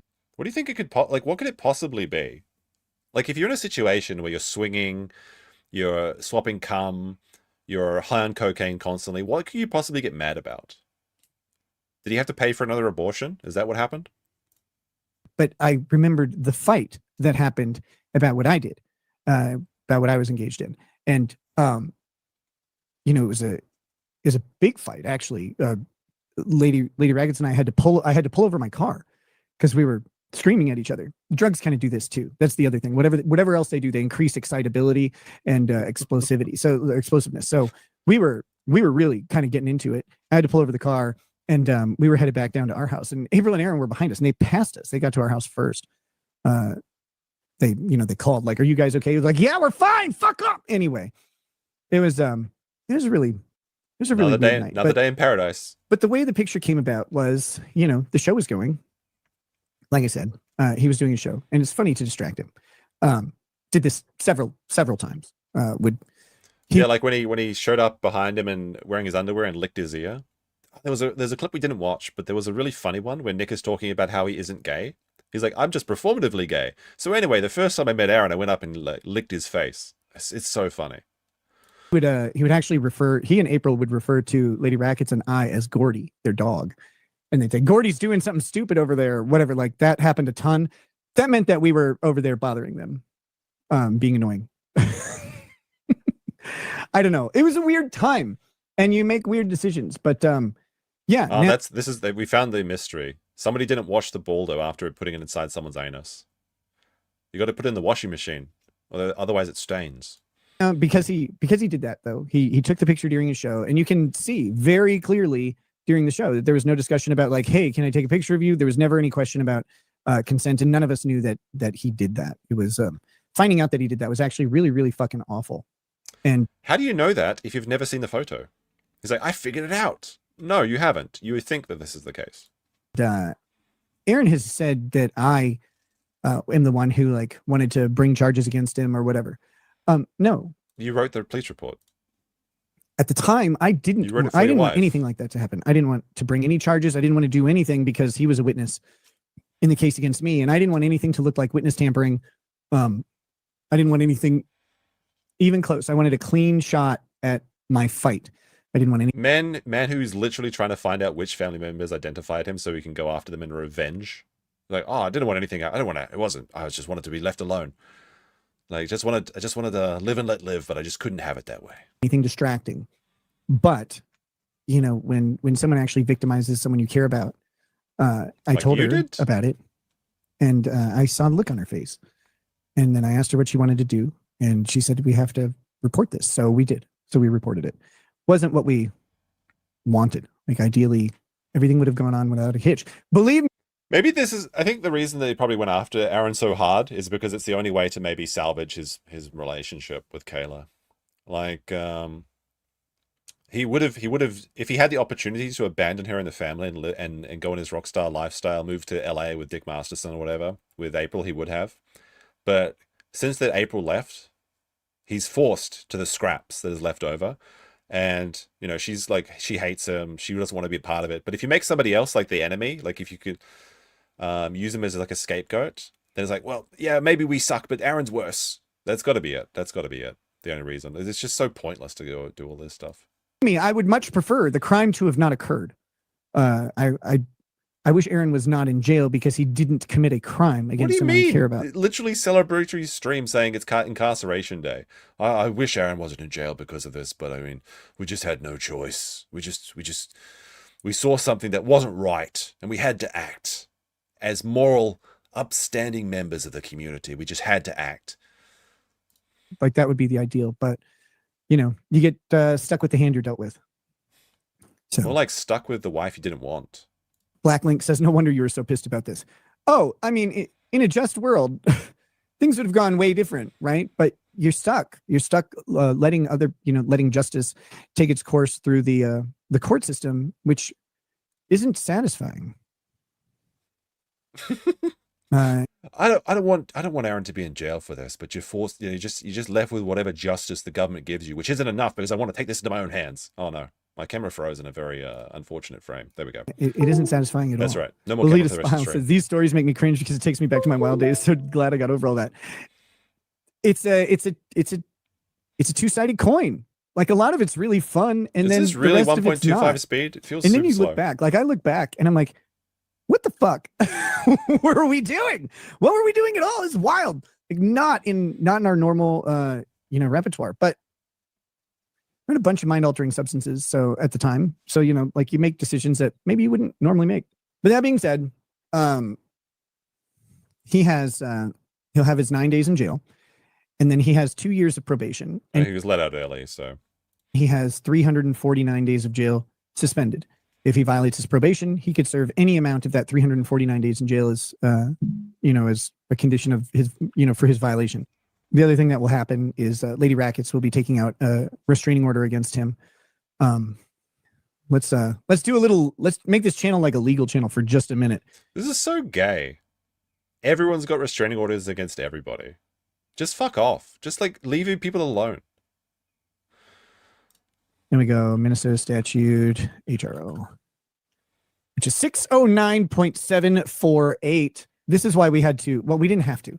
This is why, because we could have gone for a restraining order against him earlier.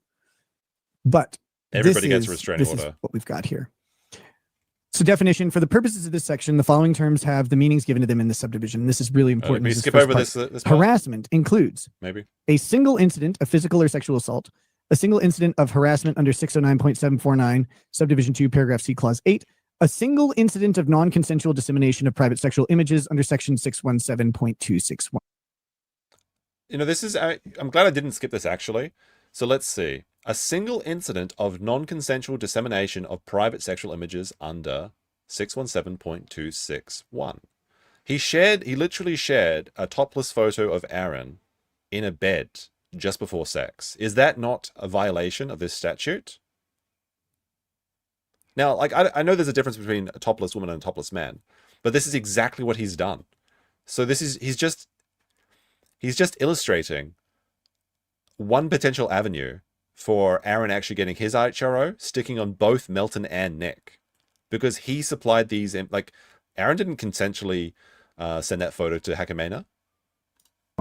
So, this is the relevant section. This is what he did. Yeah, it's gender and discrimination. Therefore, we have harassment. We automatically have harassment. So Aaron automatically has harassment. When a person who is a victim of harassment or the victim's guardian or conservator may seek a restraining order from the district court in the manner provided in this section. That's it. It's really straightforward and really simple. Now that he has been convicted and sentenced for that crime, the issuing of a restraining order is automatic. It will be granted. The scope of the restraining order, all that stuff will be up to the judge, but a restraining order will be granted. A restraining order will likely include a prohibition of him talking about or referencing Lady Rackets in any way. Can we just stop the Lady Rackets thing? She's not a lady, okay? If you've had multiple dicks inside you while you're married, you're not a lady anymore. Just stop it, Nick. And it will go for at least 2 years. Let's see where what the duration is. So restraining order may be issued only against the respondent named in the petition, except that if the respondent is an organization, the order may be issued against and apply to all the members of the organization, which, by the way, that will probably have a restraining order, including the Steel Till Morning show itself, and therefore anyone who is in its employ. If the court finds the petitioner has had 2 or more previous restraining orders in effect against the same respondent, or the respondent has violated a prior or existing restraining order on 2 or more occasions, relief granted by the restraining order may be for a period of up to 50 years. In all other cases, relief granted... That's a good one. Every time he says Lady Rackets, I'm going to say Lady of the Night Rackets. That's actually really funny. By the restraining order must be Mr. for a fixed period of not more than 2 years. When a referee presides at the hearing on the petition, the restraining order becomes effective upon the referee's signature. So this is an interesting part of the case, in my opinion, because Aaron has a violation of a prior restraining order on one occasion, and that is against his first wife, Ashley. to my knowledge, Aaron doesn't have any other violations of a restraining order. However, he has 2 violations of his release conditions. And I don't know if that constitutes, because the release condition violation was specifically akin to violating a restraining order. I don't know if that counts, but he has 2 violations of his release conditions. And if the court allows it, they may grant a restraining order for longer than 2 years. That being said, that's a long 50 years is a long fucking time. But some people, realistically, he should never just mention her again anyway. Like, I don't talk about any of my exes. just need to be like you. I mean, to be fair, I have mentioned them before, but I mean, I don't I don't name them and shit like that.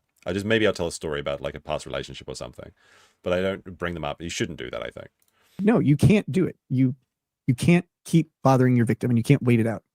So that being said, if the court orders relief for a period of up to 50 years under paragraph A, the respondent named in the restraining order may request to have the restraining order vacated or modified if the order has been in effect for at least 5 years and the respondent has not violated the order. So if Lady Raggets were able to get a 50-year restraining order, he would have at the end of 5 years the opportunity to have that vacated or modified. This is a really long time to go through things, but either way, I don't know. I don't know if the 50-year will be possible. I'm not sure. If it is, great. I think is Aaron going to live 50 years? I mean, like, he's already like Aaron Emotep. He's got 1 foot in the grave, despite him being 2 months younger than me. So, I mean, maybe I don't know. I'm just joking, obviously. I'm sure with all that golf he's getting in, he'll live a long and healthy life. That's the best outcome. He's indicated that he just has to wait to say what he wants to say.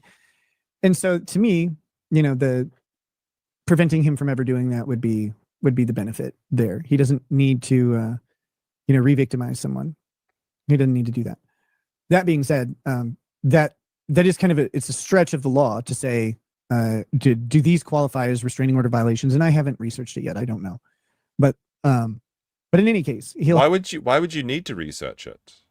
That's why you've hired a lawyer, right? That's why Kayla's doing this process, not you. Oh wait, you're doing everything. You've got your hand up a Mr. White's asshole like a puppet while you give these ridiculous court filings and waste the time and draw out everyone's days. Why don't you just let the lawyer handle it? You're not licensed, mate. Have at least a 2-year restraining order. And typically, if they're going to grant a 2-year restraining order, you can get that renewed pretty easy at least one time. So he's probably got 4 years of restraining order to go through before he'll be done with that. And that's just how it's going to go. He thought he would be done after all this, but he won't. He also has 2 years of his probation. If he fucks up within the 2 years of his probation, his currently suspended sentence will be imposed upon him, and he could go to jail for up to 349 more days. If he does not, if he doesn't violate the probation, then he'll have the restraining order, which runs parallel. So if he's not violating probation, he's probably not violating the restraining order. But then the restraining order will go an additional 2 years after that. So the audience comes for Kurt's cooking only. That's the real because like I said, Nick's audience is very fat. So they actually really enjoy the Kurt cooking segments, because it makes them hungry. It'll be a mess. Can people see you have a restraining order on you in a background check? I don't know. I don't think so. The problem for Aaron, though, is that he's not people. He's not normal people. He's a public person, and his harassment of women is well documented. And his restraining order that's out there will, likely have a news story. Googling his name does not produce the best results. Like you wouldn't want that. And let's just see what the Rekieta family is known for. There's history of donating millions of dollars to hospitals, and it's replaced with his son's coke habit and whorish behavior. It's so fun. Like, this is the funniest thing about Nick, actually, is his greatest achievement is tanking his entire family's reputation. So, I mean, it's like you spend millions of dollars in oil money building hospitals, and you have one shit son that goes to hedonism too. You're not remembered as a philanthropist. You're remembered as a bad father. So, congratulations. And even more importantly, like the job that he wants to do is local radio in St. Cloud, because he really is an idiot. But that being said, that's the job he wants to do, and all of them already know. Everybody in that market knows exactly who he is and what he's done, and any hiring decisions made are made with the full knowledge of his penchant for harassing women while working. That's the crazy thing. He did all this during his job duties. I mean, they were self-employment stuff, but it was during a live stream. I can't believe you did this during a live stream. What about the proper etiquette of live streaming, like doing coke on screen and having a wank? Joining the illustrious wank alumni of DSP and Nick Rekieta. He did it on his show, which means that if you hire him, you're at risk of him, doing this on your show. And, you may not want to be a radio station and have someone who will get your radio station sued for negligent supervision of their employees. Like that would be a big risk. So, for him, he's got a separate problem than, your average person can probably fly incognito and like you have a restraining order somewhere. No one will really know because unless the other person's public and you're public, like these are issues that are dealt with in private. But his is not. Grifty says, I got to take my victory lap. I called Aaron serving more time and having a worse record when the dust settled the day he was arrested. Get fucked, Kiwis. But again, I don't know how you could say that, Grifty. That's not true. Because I mean, I guess it's true. Aaron did spend more time in prison. Nick still got 5 years probation. That's a long time to fuck up. I made all the wrong decisions. Let's not ring the bell just yet, okay? I ain't hear no bell just yet.